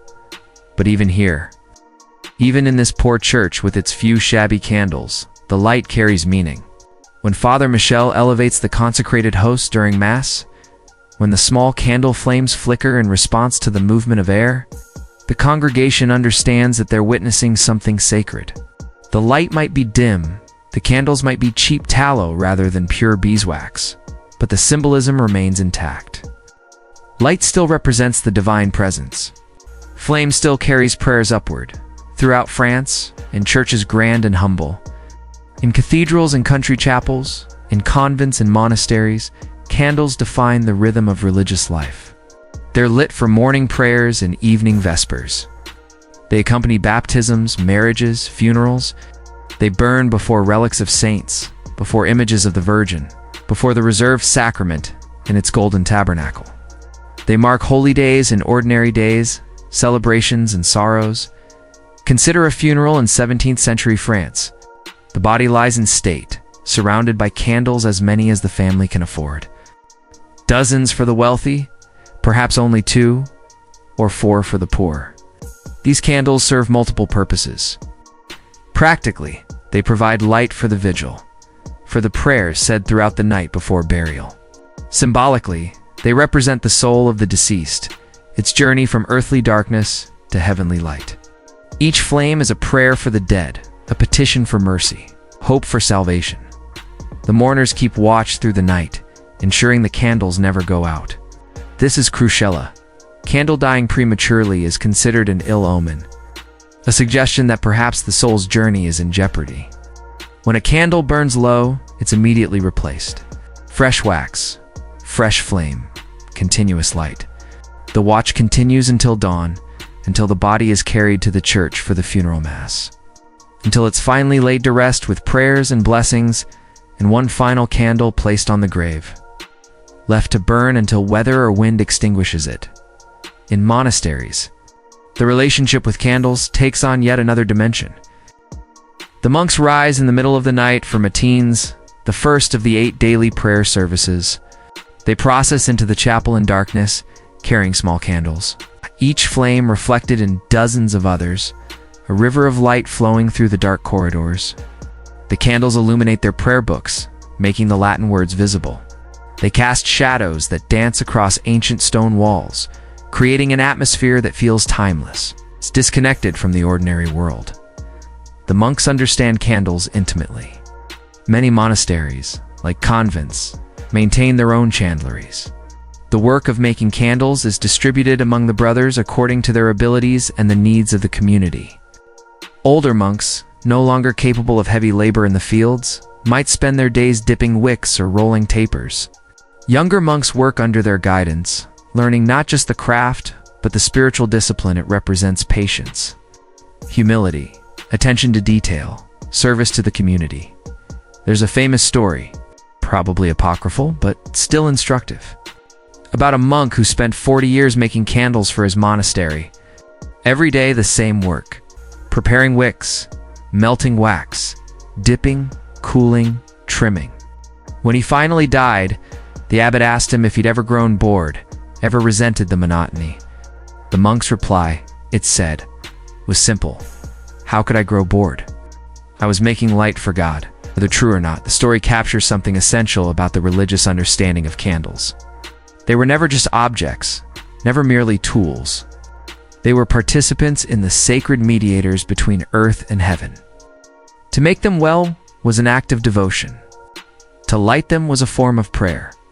To watch them burn was to witness transformation: wax becoming flame, matter becoming light.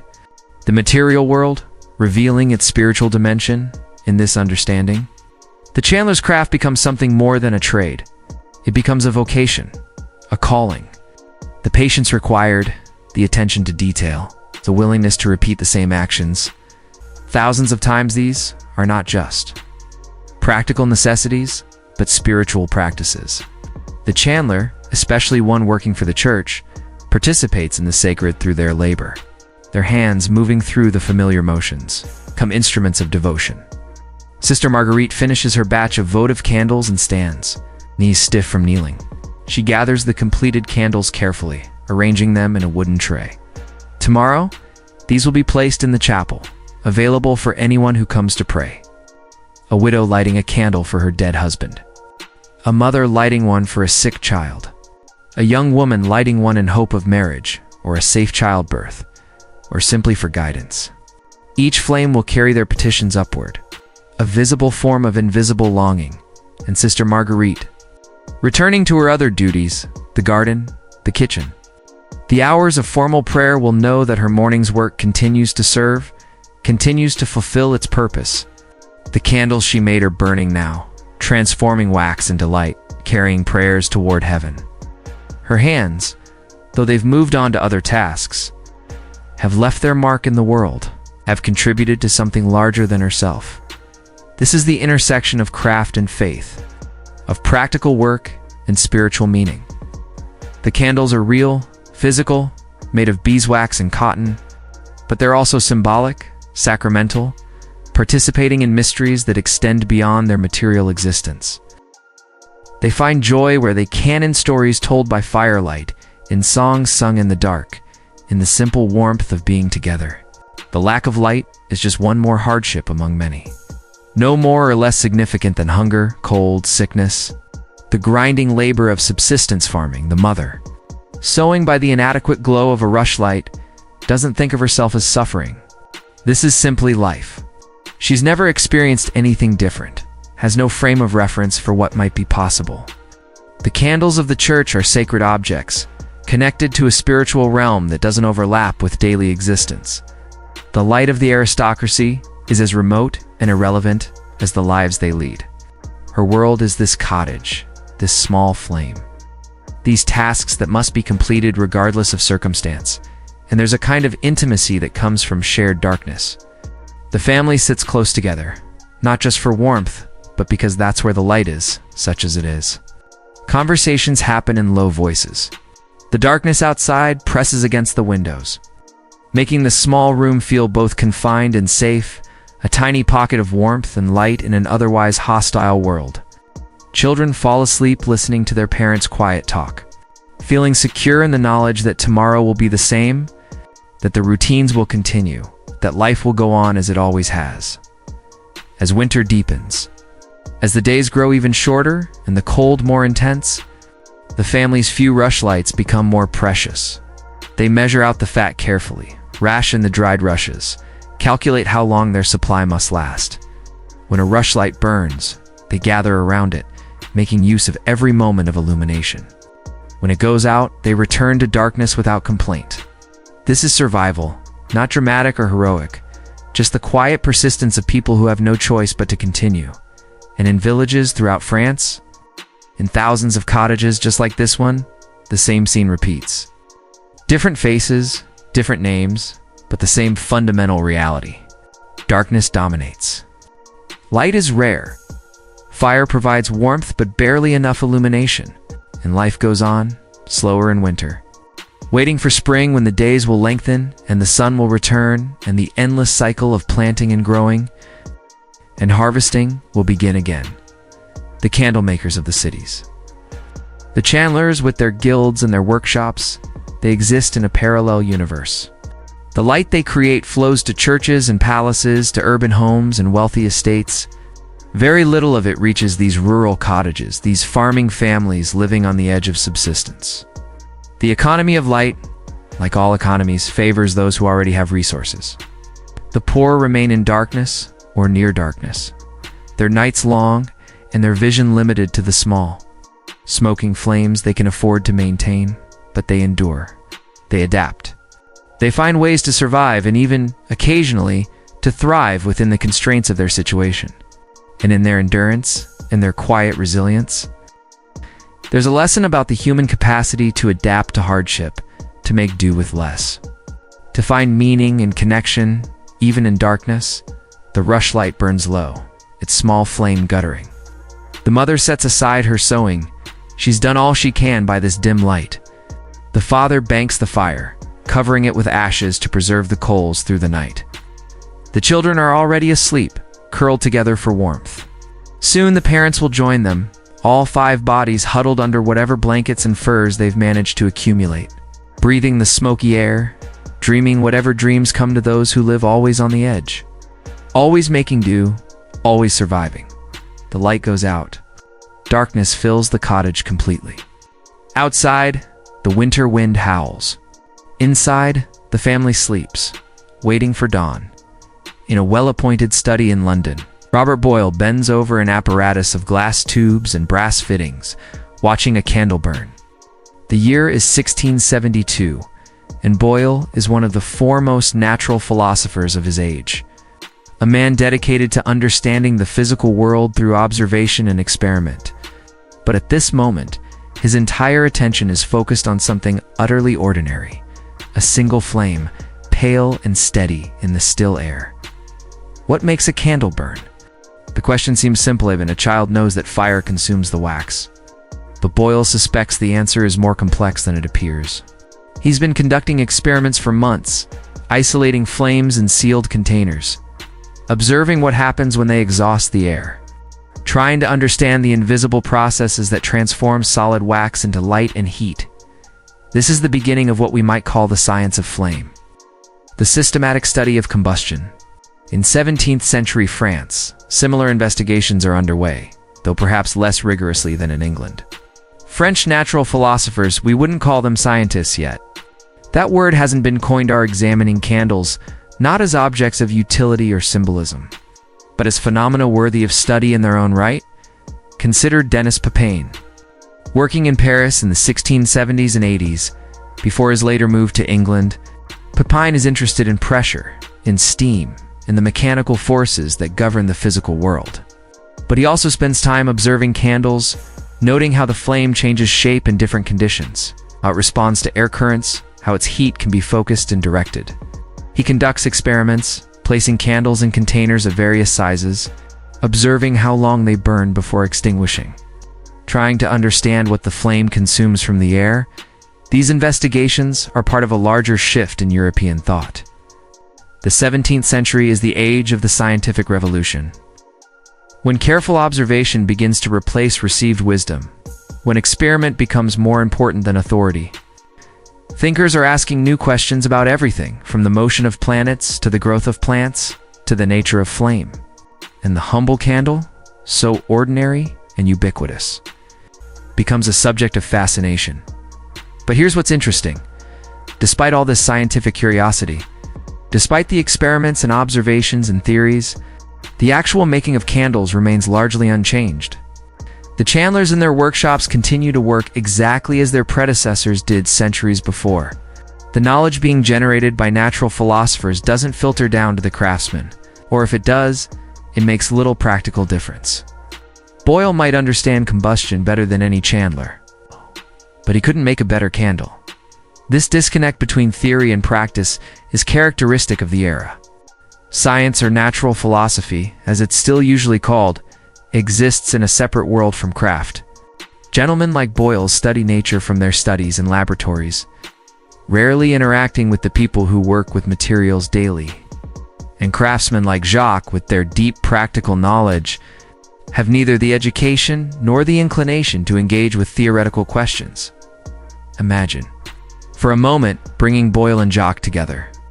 Boyle could explain in great detail his theory of how candles burn, how the wax melts and vaporizes, how the vapor combines with some component of the air, how this combination releases light and heat. He could show his experimental apparatus, his careful notes, his attempts to measure and quantify what happens during combustion. Jacques would listen politely, perhaps even with interest. But when asked if this knowledge changes how he makes candles, he would shake his head. "I make them as I was taught," he might say. "The method works. Why change it?" And he'd be right, in a sense. Boyle's theories, however correct, don't improve the actual process of dipping wicks in wax. The craft works without needing to understand why. Still, the investigation continues, driven by pure curiosity. Another question that fascinates natural philosophers: why do candles produce light?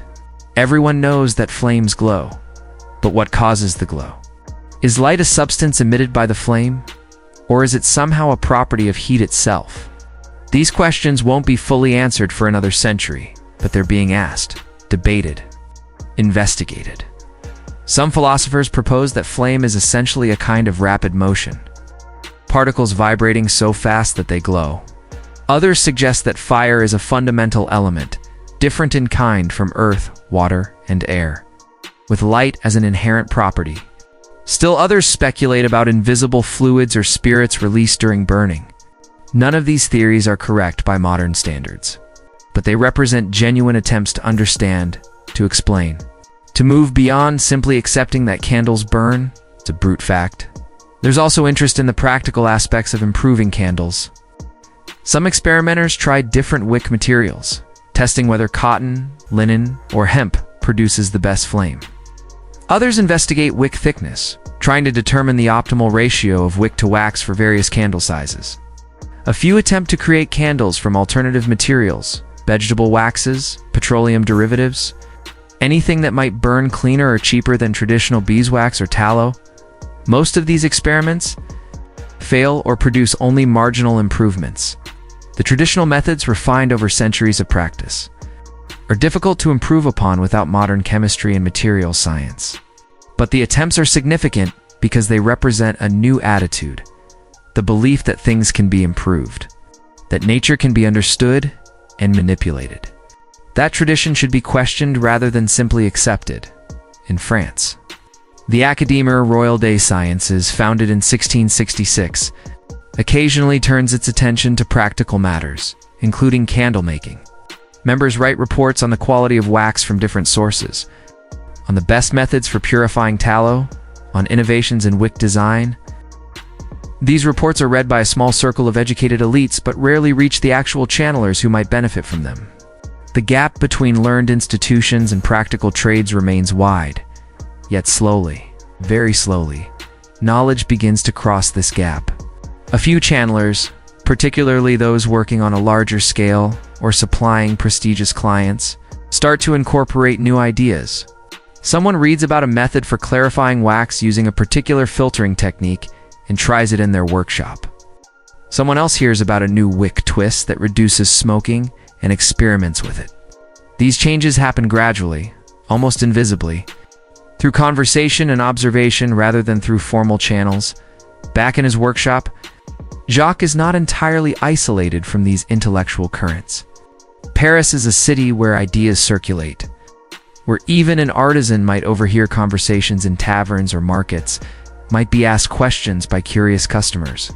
Once, a gentleman visited his workshop, watching the work for an hour before asking detailed questions about temperatures. Timing, the behavior of wax at different heat levels. Jacques answered as best he could, though he found some of the questions strange. Why does it matter why the wax behaves a certain way, as long as it does? The gentleman had been a member of someone's household, perhaps a tutor or secretary, with pretensions to learning. He thanked Jacques profusely, made some notes in a small book, and left. Jacques never saw him again, never knew what became of those observations. Perhaps they ended up in some philosophical society's proceedings, or perhaps in a drawer, forgotten. Either way, the encounter represented a tiny moment of contact between two worlds, the world of thought and the world of work, the actual chemistry of candle burning won't be fully understood until the work of Antoine Lavoisier in the late 18th century, decades after our period. Lavoisier will demonstrate that combustion requires oxygen.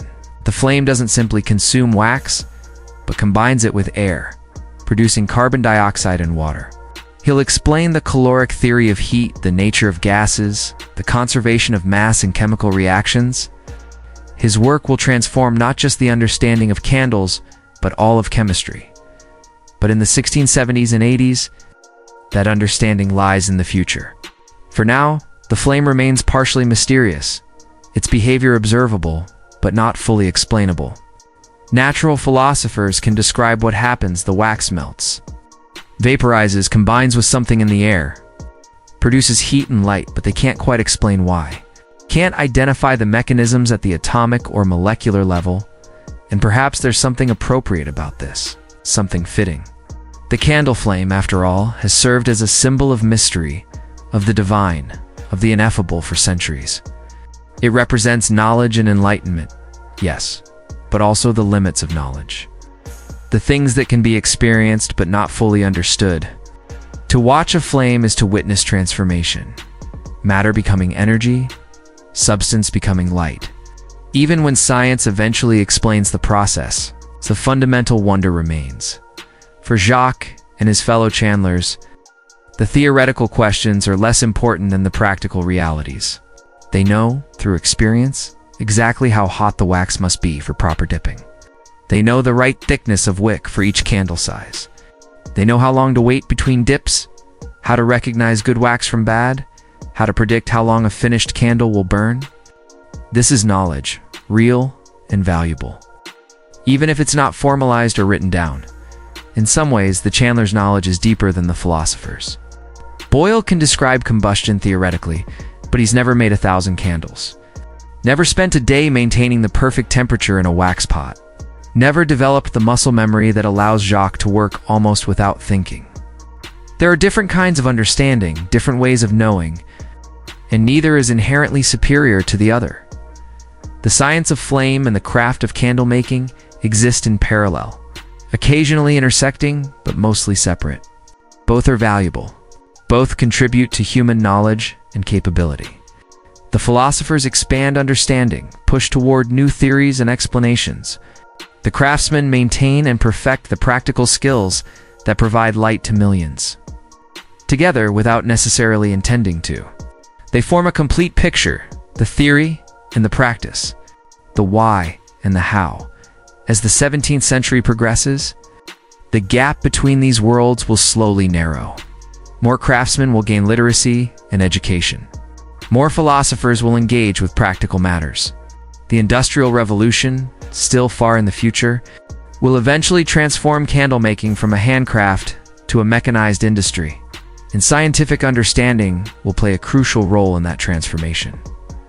But for now, in our period, the two worlds remain largely separate.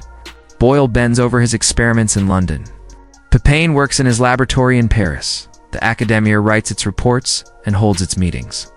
And Jacques, knowing nothing of any of this, continues his patient work, dipping wicks, building up layers, creating light one candle at a time. His hands know what his mind doesn't need to explain.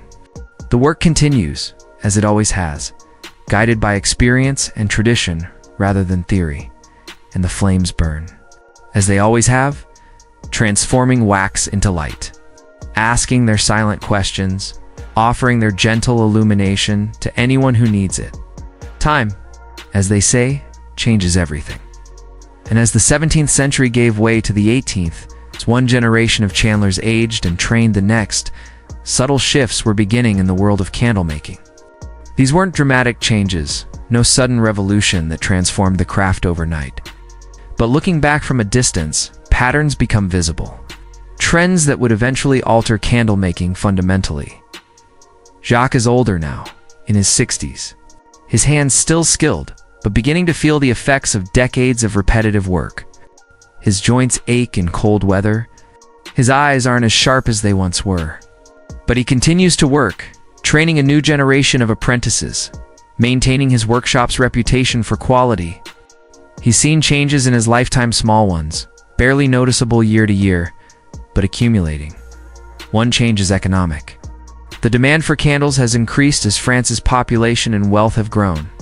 More people can afford to buy light, and they're buying it in greater quantities. This might seem like good news for chandlers, and in some ways it is. Business is steady. The guild remains prosperous. But increased demand has also encouraged new forms of production. In the suburbs of Paris, an entrepreneur named Dubois has established what he calls a manufactory, a large workshop employing dozens of workers, all producing candles. It's not quite a factory in the modern sense. The work is still mostly done by hand, but the scale is unprecedented. Dubois has arranged his operation for maximum efficiency. Different workers specialize in different tasks. Some prepare wicks. Others tend the fires. Others handle dipping. Others manage quality control and packaging. The work is divided, specialized, streamlined. The candles produced by Dubois's manufactory are adequate and not as perfect as Jacques' best work, but cheaper and available in quantities that single workshops can't match. He supplies some of the growing demand from the expanding city, from new neighborhoods where candles are burned more casually, less carefully than in earlier generations. For customers who care more about price than perfection, Dubois provides an attractive option. The guild has noticed this development with alarm. Dubois is not a master chandler, not even a member of the guild. He's a businessman, an investor, someone who saw an opportunity and acted on it. The guild has filed complaints, arguing that his operation violates their monopoly, undermines quality standards, threatens the livelihoods of honest craftsmen. But the legal situation is complex. Dubois operates outside Paris proper, in a jurisdiction where the guild's authority is unclear, and he has friends at court. People who appreciate the lower prices and increased availability his operation provides. Jacques doesn't know what to make of this. Part of him understands the guild's concern. If anyone can produce candles at scale without going through the traditional apprenticeship, what's the value of the training he endured, the years he spent learning the craft? But another part of him isn't worried. Dubois's candles are inferior, he tells himself. Customers who value quality will still come to traditional chandlers. The old ways will endure because they're better. But he's not entirely convinced by his own arguments. He's seen how many customers are drawn to lower prices. It's how few can actually distinguish between a well-made candle and an adequate one. Most people don't notice the slight unevenness in Dubois's candles. They don't care that they might smoke fractionally more or burn a bit less evenly. For everyday use, for ordinary purposes, his candles are fine. Another change is technological, though that might be too strong a word. New materials are becoming available, new methods being tried. Someone has developed a machine for straightening wicks more efficiently than handwork. Someone else has improved the design of dipping racks, allowing more candles to be processed simultaneously. These aren't revolutionary innovations. The basic process remains unchanged, but they increase productivity, allow more candles to be made with less labor. The guild is ambivalent about these innovations. On one hand, they help members produce more efficiently, maintaining their competitiveness against operations like Dubois's. On the other hand, they reduce the skill required, make the craft slightly less of a craft and more of a simple production process. If anyone with a moderately clever machine can make candles, what happens to the mystique of the guild, the special knowledge that justifies its existence? Jacques himself has adopted a few of the simpler innovations, a new wick holder design, a more efficient cooling rack. But he's resisted the more complex ones, the ones that seem to change the fundamental nature of the work. He still hand-dips his finest candles, still relies on his own judgment and experience rather than on standardized measures and tools. This is partly pride, partly genuine belief that the old methods produce superior results. But it's also, perhaps, a refusal to accept that his skills might become obsolete. In the countryside, the situation is different but parallel. Agricultural improvements, changes in land ownership and farming methods, are slowly making life easier for some of the rural poor. A family that once couldn't afford even rushlights might now manage an occasional candle. The market is expanding downward, reaching people who were previously excluded from it entirely. But this expansion changes the nature of the market. These new customers want cheap candles, functional light, nothing more. They don't care about the purity of the wax or the straightness of the wick or any of the qualities that Jacques takes pride in. They just want something that burns. And people like Dubois are perfectly positioned to serve this market-producing adequate candles cheaply. In volume, without the overhead of the guild system, the nature of the guild system itself is being questioned. Enlightenment thinkers, influenced by emerging economic theories, are beginning to criticize guilds as restrictive monopolies that stifle innovation and keep prices artificially high. Books and pamphlets circulate arguing for free trade. It's for allowing anyone to practice any craft. It's for letting the market determine who succeeds, rather than leaving it to ancient regulations. These ideas haven't yet been translated into policy.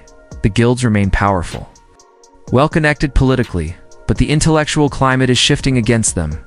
Jacques doesn't read these books and pamphlets. He doesn't attend salons where these ideas are debated. But he hears echoes of them, fragments of conversation overheard in markets or taverns. Some people are saying the guilds are outdated, that they hold back progress.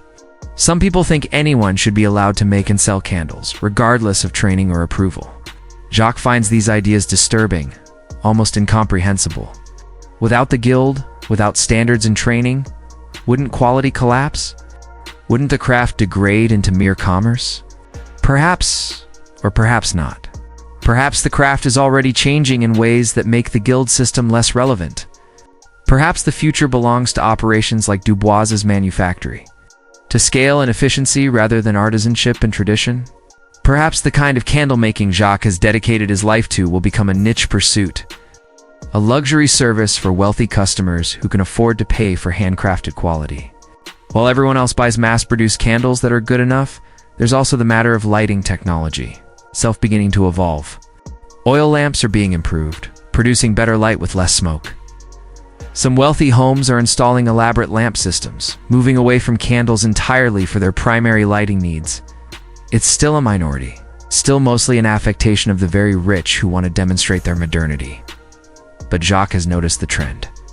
Several of his best customers have reduced their orders, mentioning that they've installed new lamps, that they're experimenting with this or that new lighting method.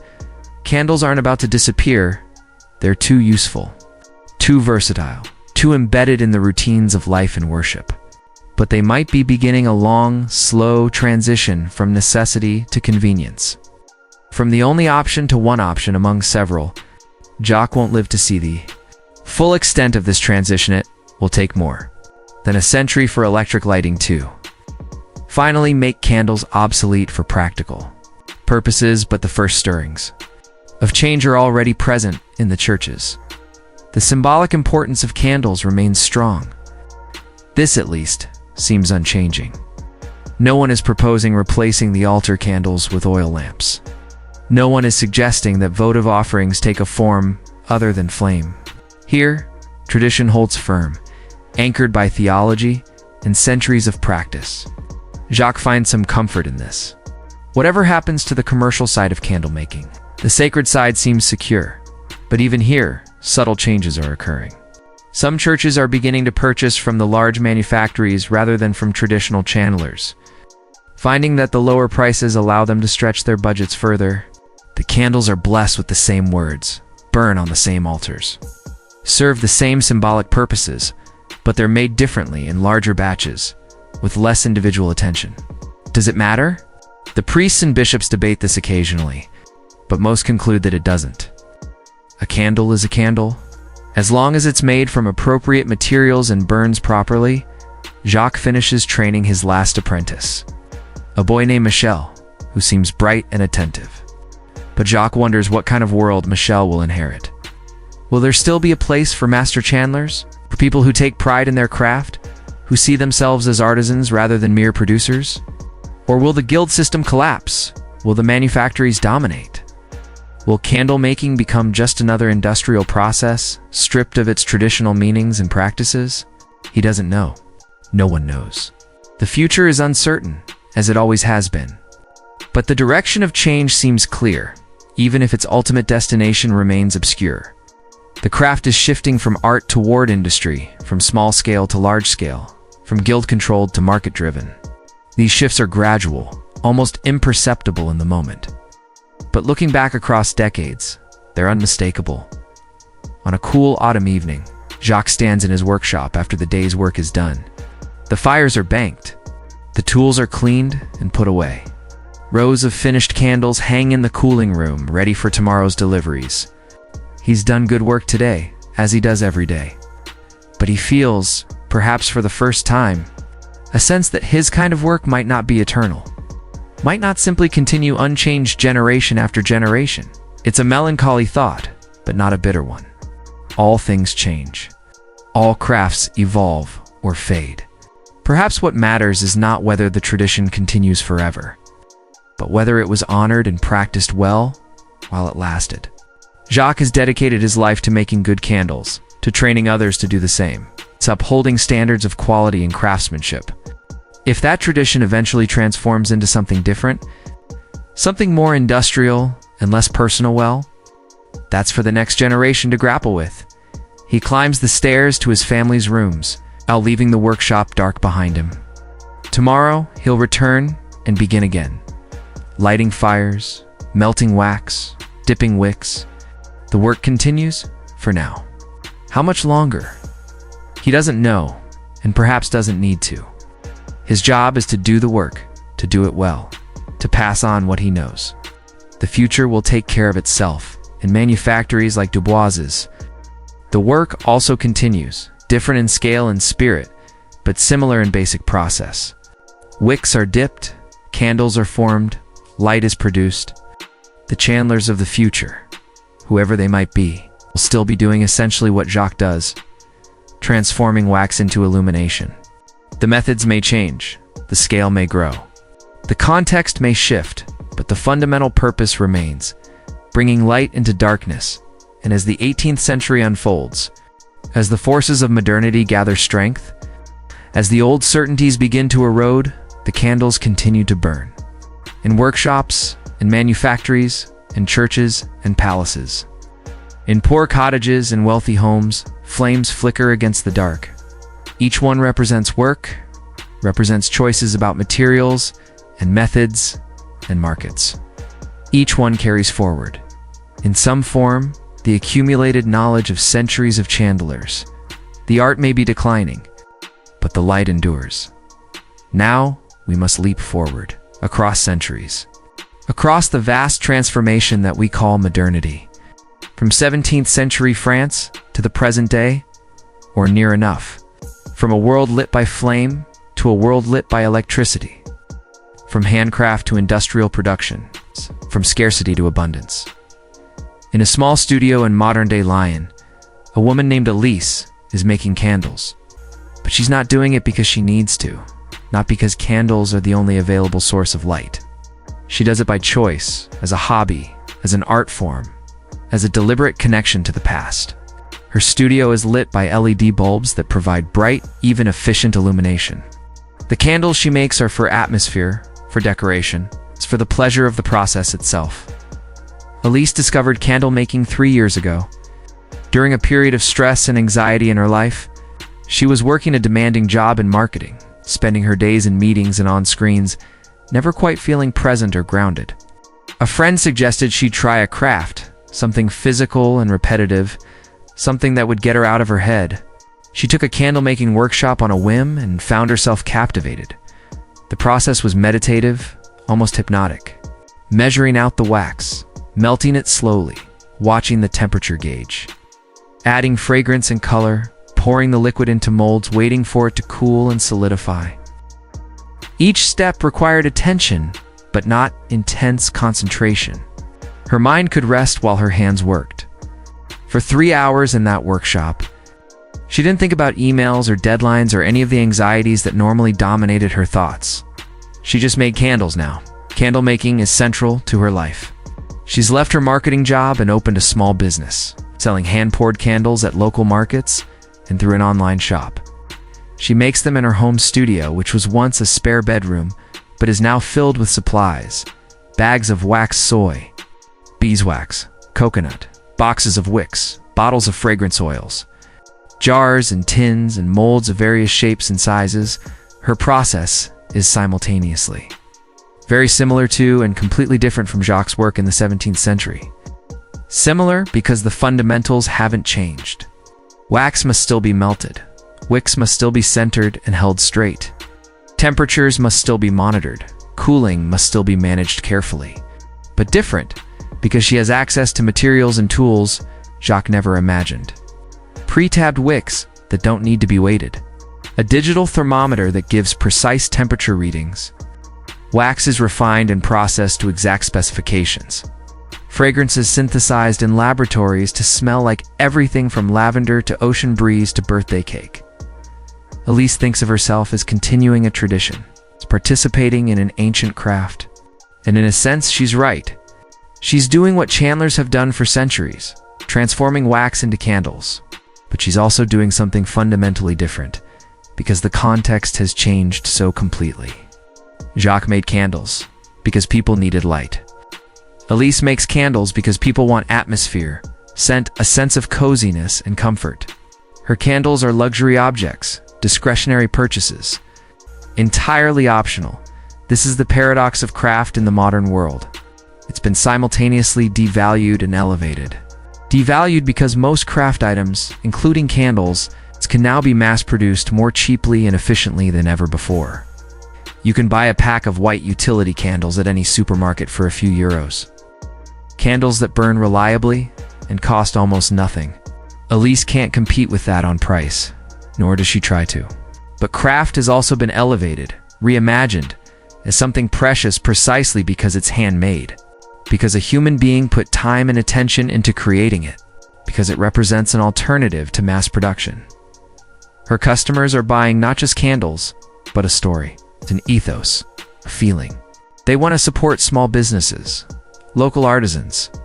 They want objects that feel authentic, that carry the mark of human hands. They want the imperfections that come from hand pouring, the slight variations that prove these weren't made by machines. They're willing to pay significantly more for this. One of Elise's candles costs 15 or 20 euros. It's maybe 10 times the price of a basic utility candle. But for her customers, that premium is worth it. Elise has never thought deeply about the history of candle making, has never imagined chandlers like Jacques, never considered what the craft meant in eras when it served necessity rather than aesthetics.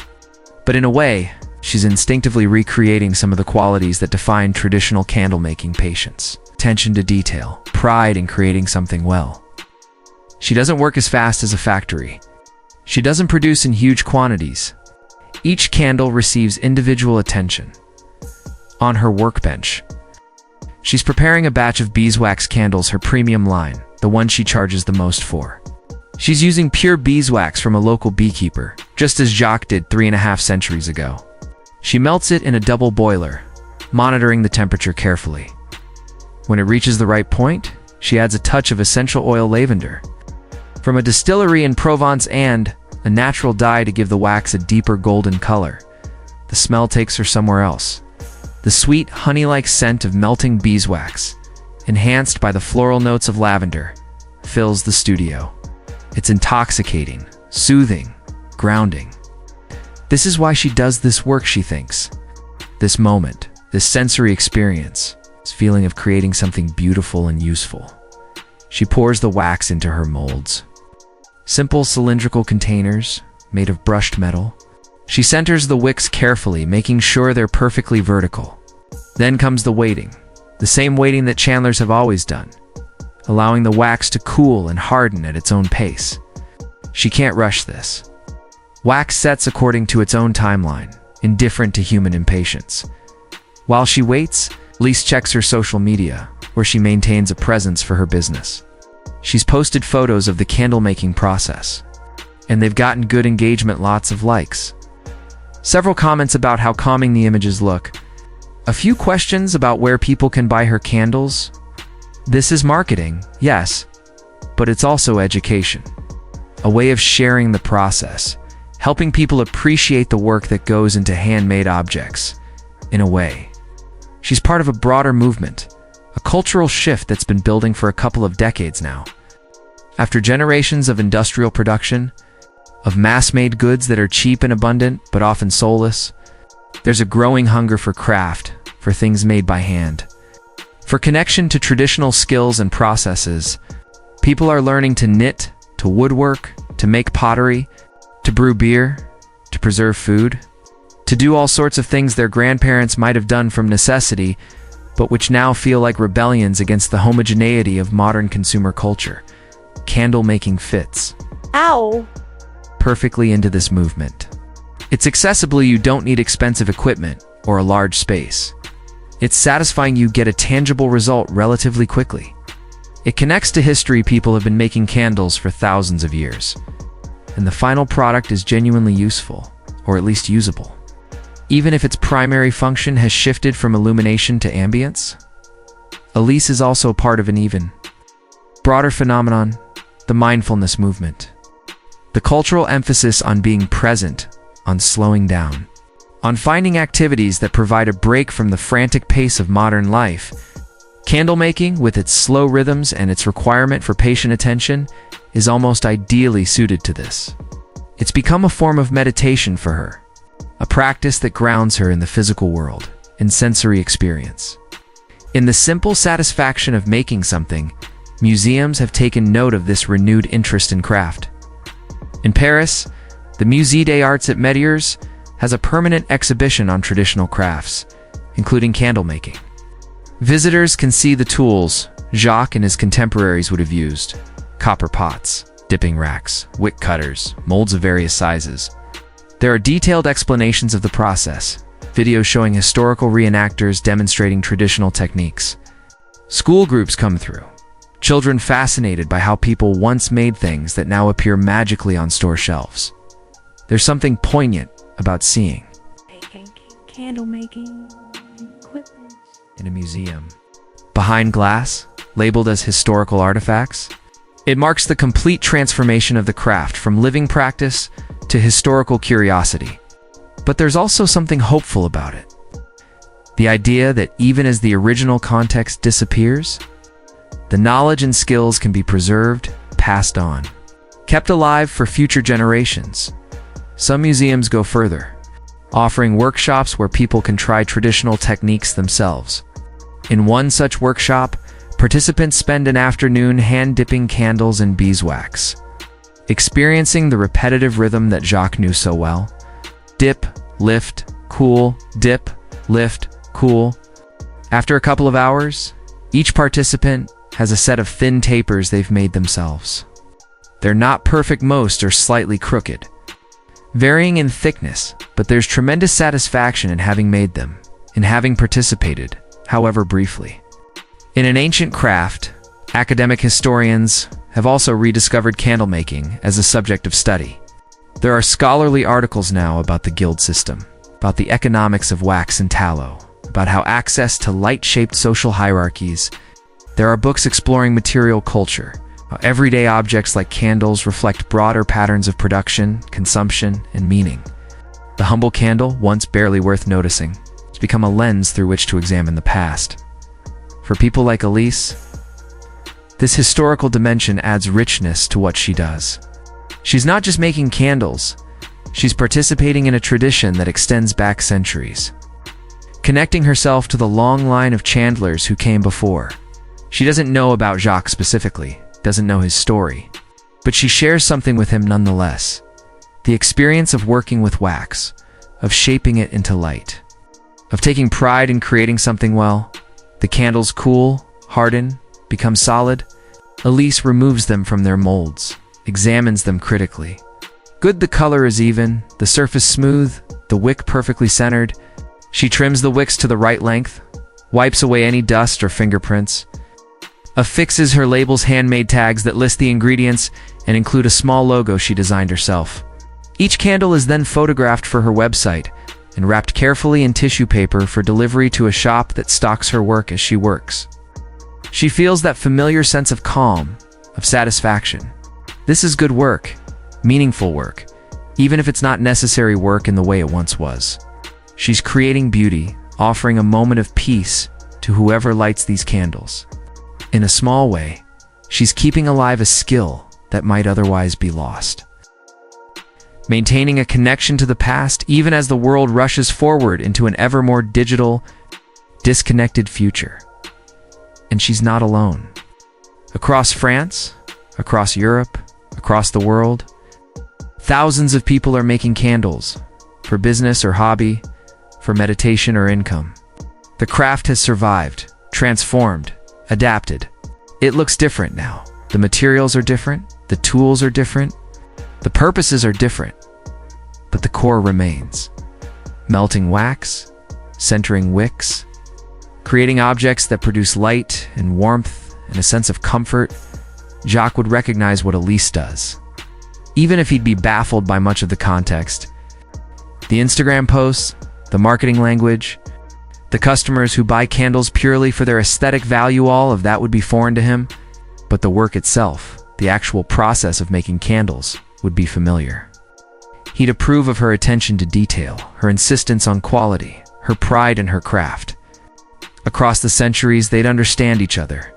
At least in this, as evening comes and Elise finishes her day's work, she lights one of her own candles not from necessity.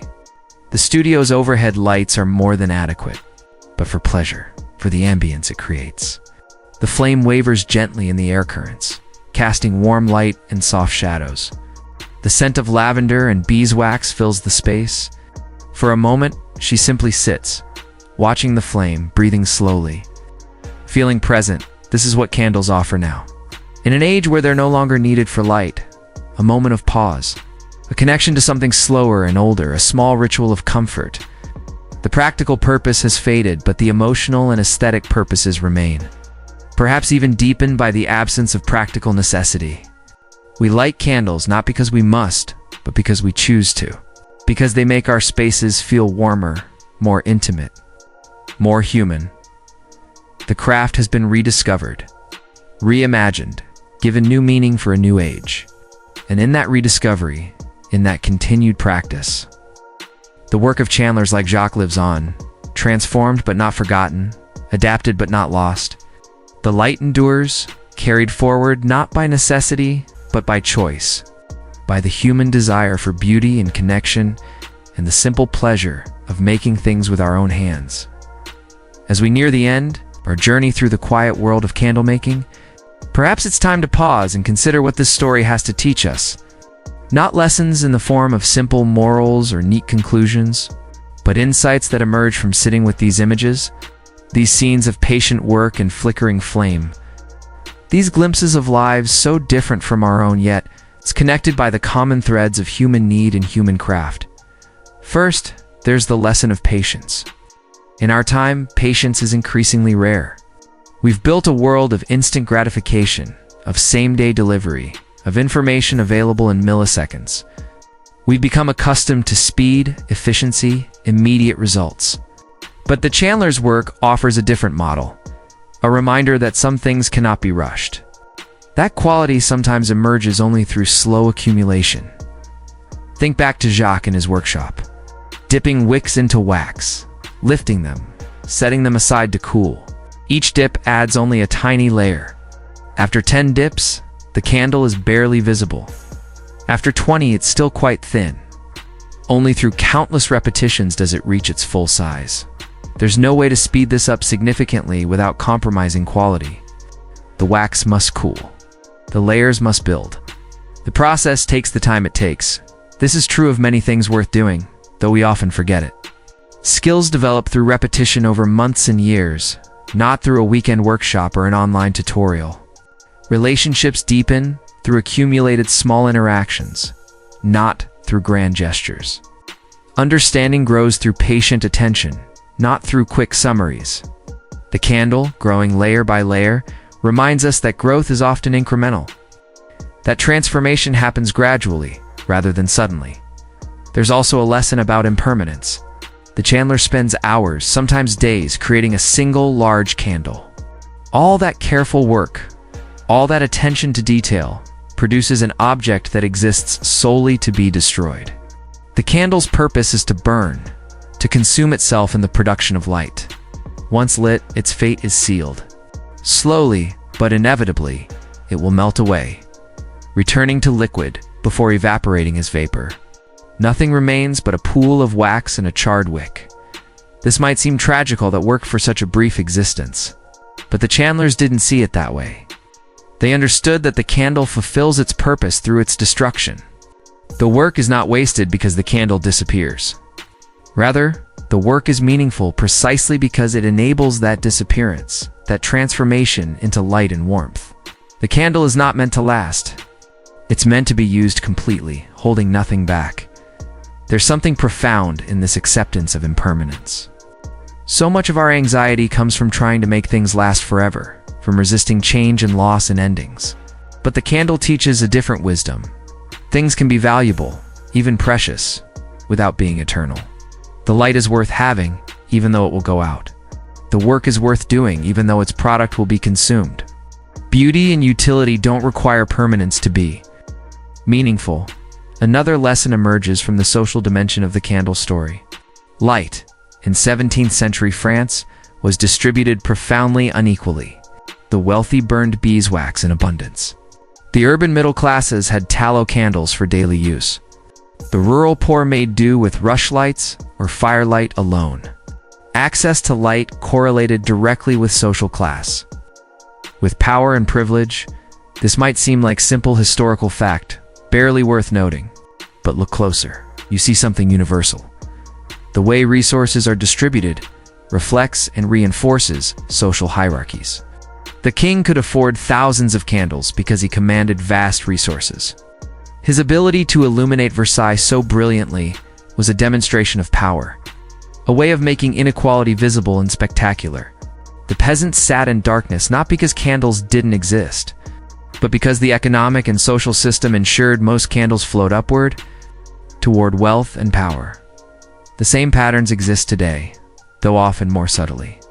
Access to technology, education, healthcare, clean environments all are distributed unequally, shaped by structures of power and economics. The specific goods might change, but the dynamics remain familiar. The candle story, with its stark contrasts between the blazing hall of mirrors and the dark cottage, makes these patterns visible in a way that can help us see them in our own time. But there's also something hopeful in the story. The Chandlers themselves, people like Jacques, existed in a middle space. They weren't wealthy, their labor was their livelihood, and it was hard work. But they had skills, pride, a sense of purpose. They provided an essential service. Their work connected the various levels of society, providing light to rich and poor alike, even if in very different quantities and qualities. They were, in a sense, mediators, their craft bridging economic divides, even as it reflected them. This suggests that craft, skill, meaningful work these can provide dignity and purpose even in unequal societies. They don't solve inequality, don't erase power differences, but they offer a form of agency, a way of contributing value, of being respected for what you can do.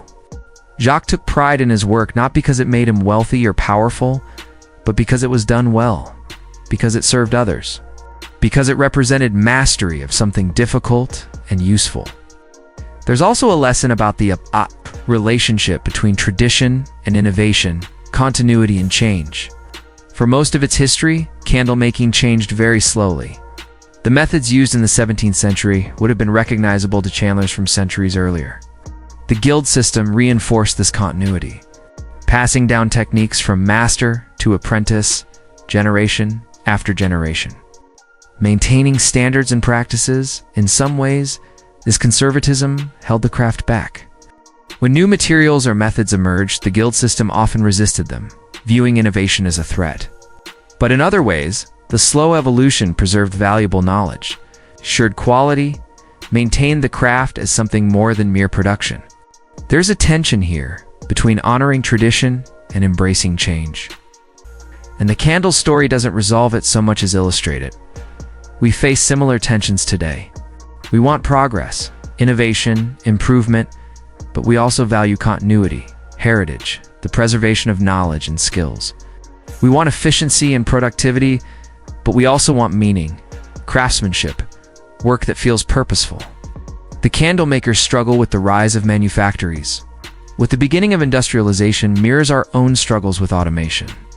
With the transformation of work in a digital age, perhaps the lesson is that both tradition and innovation have value. That the question isn't which to choose, but how to balance them. How to preserve what's worth keeping while remaining open to what's worth trying.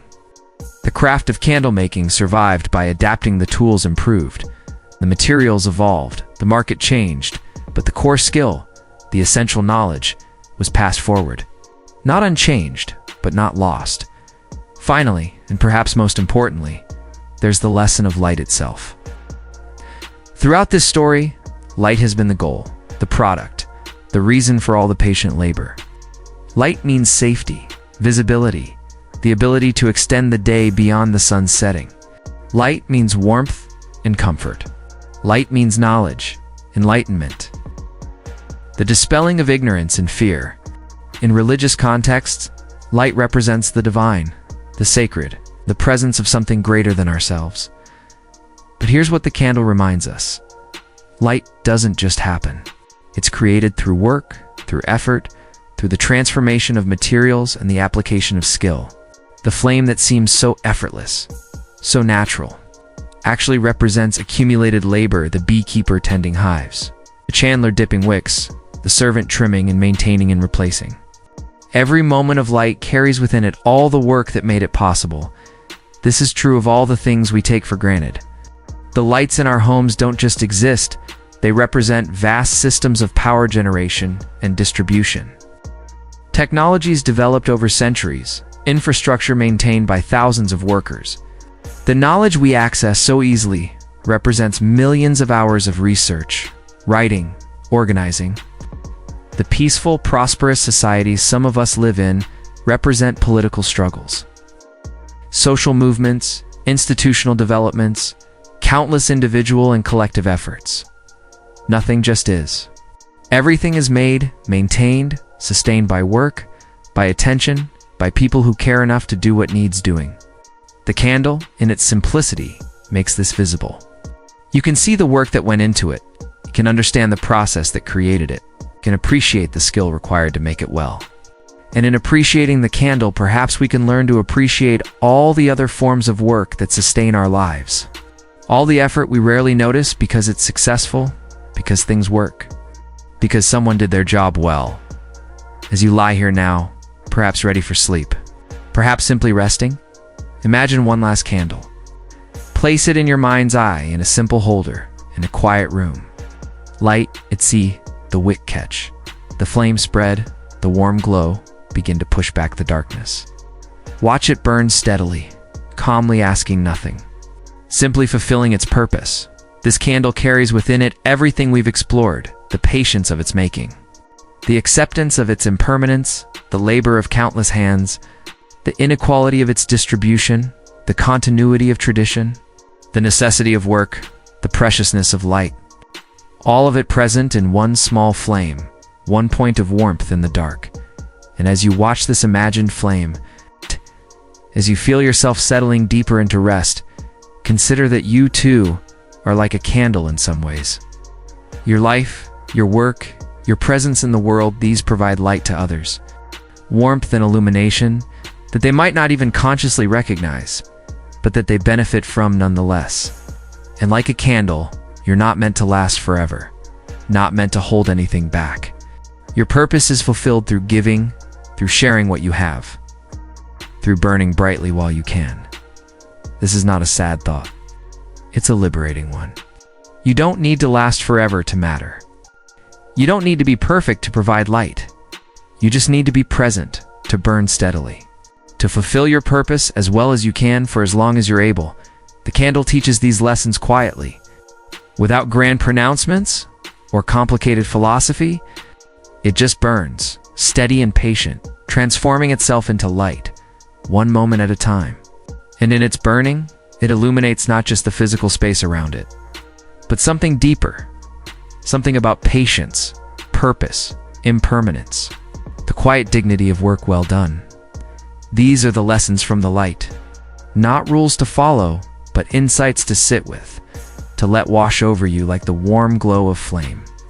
Take what resonates. Let the rest drift away. And as you move towards sleep, as you let go of the day and its concerns, carry with you this image. One candle, burning steadily. A small point of light in infinite darkness, doing exactly what it was made to do. We return now to where we began, a single candle in darkness. The same candle, or perhaps a different one, it doesn't really matter. Candles are individual and universal simultaneously. This specific flame, this particular arrangement of wax and wick, and also every flame that has ever burned, every light that has ever pushed back the dark. The room is quiet. If you listen carefully, you might hear the faint sizzle of the wick. The almost inaudible sound of wax vaporizing, being drawn up the fiber and transformed into flame. It's a tiny sound, easily missed, but it's there, the sound of transformation, of matter becoming energy, of something giving itself completely to fulfill its purpose. The flame is not static. Watch it closely, and you'll see it dance, wavering in response to air currents too subtle for you to feel. It's taller at some moments, shorter at others. The color shifts, mostly yellow, but with hints of blue at the base, occasional flickers of orange. It's alive in its way, though not living in any biological sense. A chemical reaction, sustained and self-perpetuating, as long as fuel remains around the flame. A small pool of liquid wax has formed. This is the candle consuming itself, turning solid to liquid, to vapor, to light. The pool glows in the flame's illumination, golden and warm. Occasionally, a drop of liquid wax escapes the pool and runs down the candle's side, cooling as it descends, solidifying into a frozen river. A record of the candle's burning. The candle is perhaps halfway consumed now. It was once taller, more substantial. It will continue to burn, growing shorter. The pool of liquid wax descending with the flame, until eventually, there's nothing left but a flat puddle of wax and a charred wick. But that's still hours away. For now, the flame burns steadily, seeming almost eternal, as if it might continue forever. But we know better. Impermanence is the nature of all things, and of candles especially. This flame exists in time, has a beginning, and will have an ending.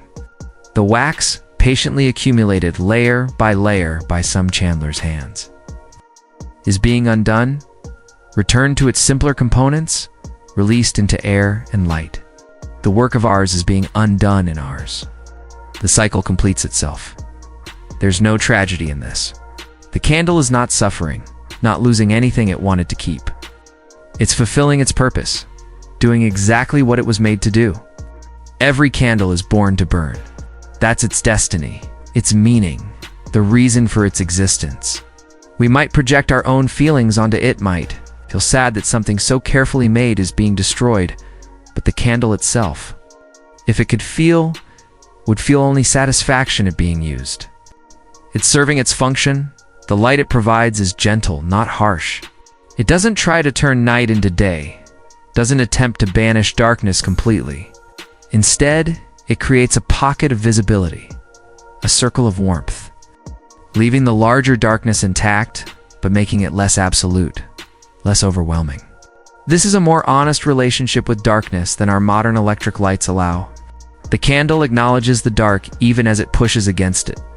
In this room, right now, the candle is the only light. That means the darkness is real, present, tangible. You can see where the light ends and the darkness begins. The edges are soft, gradual, but they're there. Beyond the circle of candlelight, objects fade into shadow, then into obscurity, then into complete invisibility. The darkness isn't an absence, isn't nothing, it's a presence. something that exists in its own right. This is how humans lived for millennia, in darkness mediated by flame. This is how Jacques lived, how Sister Marguerite lived, how the poor family in their cottage lived. This is how everyone lived before electricity transformed the night. Before we gained the power to flood every space with limitless light. And perhaps, in some way, they understood something we've forgotten, that darkness has value, that it creates space for rest and dreams and mystery, that not everything needs to be visible all the time.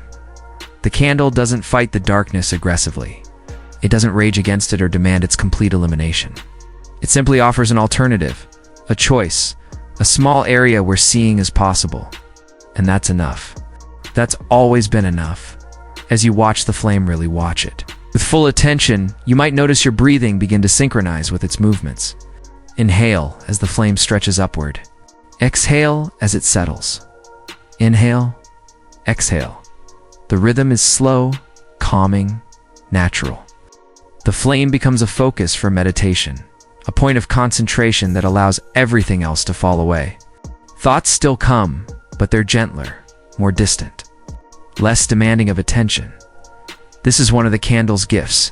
It gives us something to watch, something to focus on that isn't a screen or a worry or a task. The flame is simply itself, asking nothing, offering its small light freely. We can sit with it in silence, letting it anchor us in the present moment. Not thinking about the past or planning the future, just existing here, now, with this flame, this light, this quiet burning. The wax continues to melt. The wick continues to burn. Time passes, though you've lost track of exactly how much. It doesn't matter. Clock time, measured and quantified, is less relevant here. What matters is the quality of time, the experience of it, the way it stretches or contracts depending on your state of mind. With the candle, time becomes elastic, almost dreamlike. Stories have been told by candlelight for thousands of years. Before books, before literacy, humans gathered around fires and flames to share knowledge, history, myths, wisdom. The light created intimacy, drew people close together, made the storyteller's face visible while leaving the larger world in shadow. The candle became part of the story, its flickering creating atmosphere, its presence marking this as a special time, set apart from ordinary day. This story about candle making, about Jacques and Sister Marguerite and Elise and all the others, has been a kind of tale told by candlelight. Not true in the sense of being historical fact, though grounded in historical realities, but true in the sense of capturing something essential about the past, about work, about light, about the human relationship with darkness. A story meant not to inform primarily, but to evoke, to create an experience, to offer images that settle into your mind and shape how you see. The candle burns lower. The flame descends, but it burns steadily, without panic or rush. It has no concept of its own ending, no anxiety about the approaching exhaustion of its fuel. It simply burns, moment by moment, providing light until it can't provide light anymore. And then it will stop, naturally and completely, with no regret and no resistance. Is there a lesson in this? Perhaps the candle is simply itself and we project meaning onto it because that's what humans do. We find significance in everything, read symbols into ordinary objects, create narratives to help us understand our own lives. The candle doesn't care about any of this. It just burns. And maybe that's the final lesson. If there is one, to simply be, to fulfill your purpose without overthinking it, to give what you have to give without holding back, to burn steadily through whatever time you have, and then to let go when the time comes. No drama, no resistance, just the natural completion of a cycle. The room is very quiet now. Outside, the world continues, it's turning, people living their lives, the great mechanisms of modern civilization grinding away. But here in this small space, time has slowed almost to a stop. There's only the candle, the flame, the gentle rhythm of breathing, slow settling into rest. The light is warm on your face, on your closed eyelids. You can feel it more than see it, a presence rather than an image. Behind your eyes, patterns of light and shadow play across your inner vision, dreamlike and abstract. You're not quite asleep, but not quite awake either. You're drifting, floating, held gently in the space between states. The candle's light is enough. It always has been. Enough to see by, enough to feel safe, enough to mark the boundary between self and world, between here and there, between now and later. It doesn't need to be more. Enough is a kind of perfection, not too much, not too little. It's exactly what the moment requires, and gradually, imperceptibly, you're letting go. Letting go of the story, letting go of the images, letting go of thought itself. The candle continues its burning, but you're no longer watching. You've turned inward, descended into your own depths. Found your own darkness not frightening or oppressive, but restful, welcoming, necessary. Sleep is a kind of darkness we enter willingly, trusting that we'll emerge again. It's the darkness of restoration, of processing, of dreams and deep rest. The candle has guided you to its edge, has provided enough light to feel safe, has created the conditions for release. Now you can let it continue its work without you. The flame doesn't need witnessing to exist. It burns whether you're watching or not. The last thing you're aware of is warmth. The gentle warmth of the candle's flame, and also a deeper warmth. Something internal. Something like contentment or peace. Your body settles completely. Your mind quiets. And you slip, finally, into true rest. The candle burns on in the darkness, alone now, unseen. It has done its work. The light continues, steady and patient, asking nothing, offering everything it has. And slowly, inevitably, beautifully, it burns down to nothing. The flame gutters once.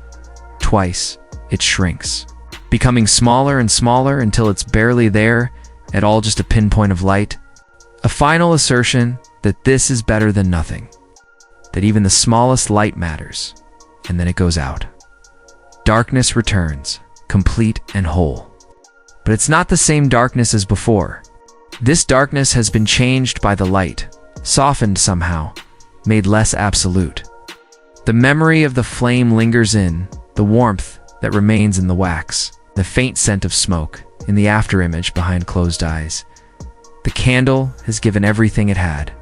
From the work of the beekeeper and the chandler, through its patient wait and storage, to its final hours of burning, every stage of its existence led to this, to the transformation of matter into light, to the fulfillment of its purpose, and now, rest. For you, for the candle, for all the workers whose hands shaped wax into illumination, the work is done. The light has been given. What remains is only darkness warm, gentle, welcoming darkness, the darkness of deep sleep, of renewal, of peace. Let it hold you. Let it carry you. Let yourself dissolve into it completely, trusting that morning will come, that light will return, that this ending is also a beginning, that all things cycle and return and transform. The last glow fades. The room is dark. And in that darkness, finally, completely, there is rest. Sleep well.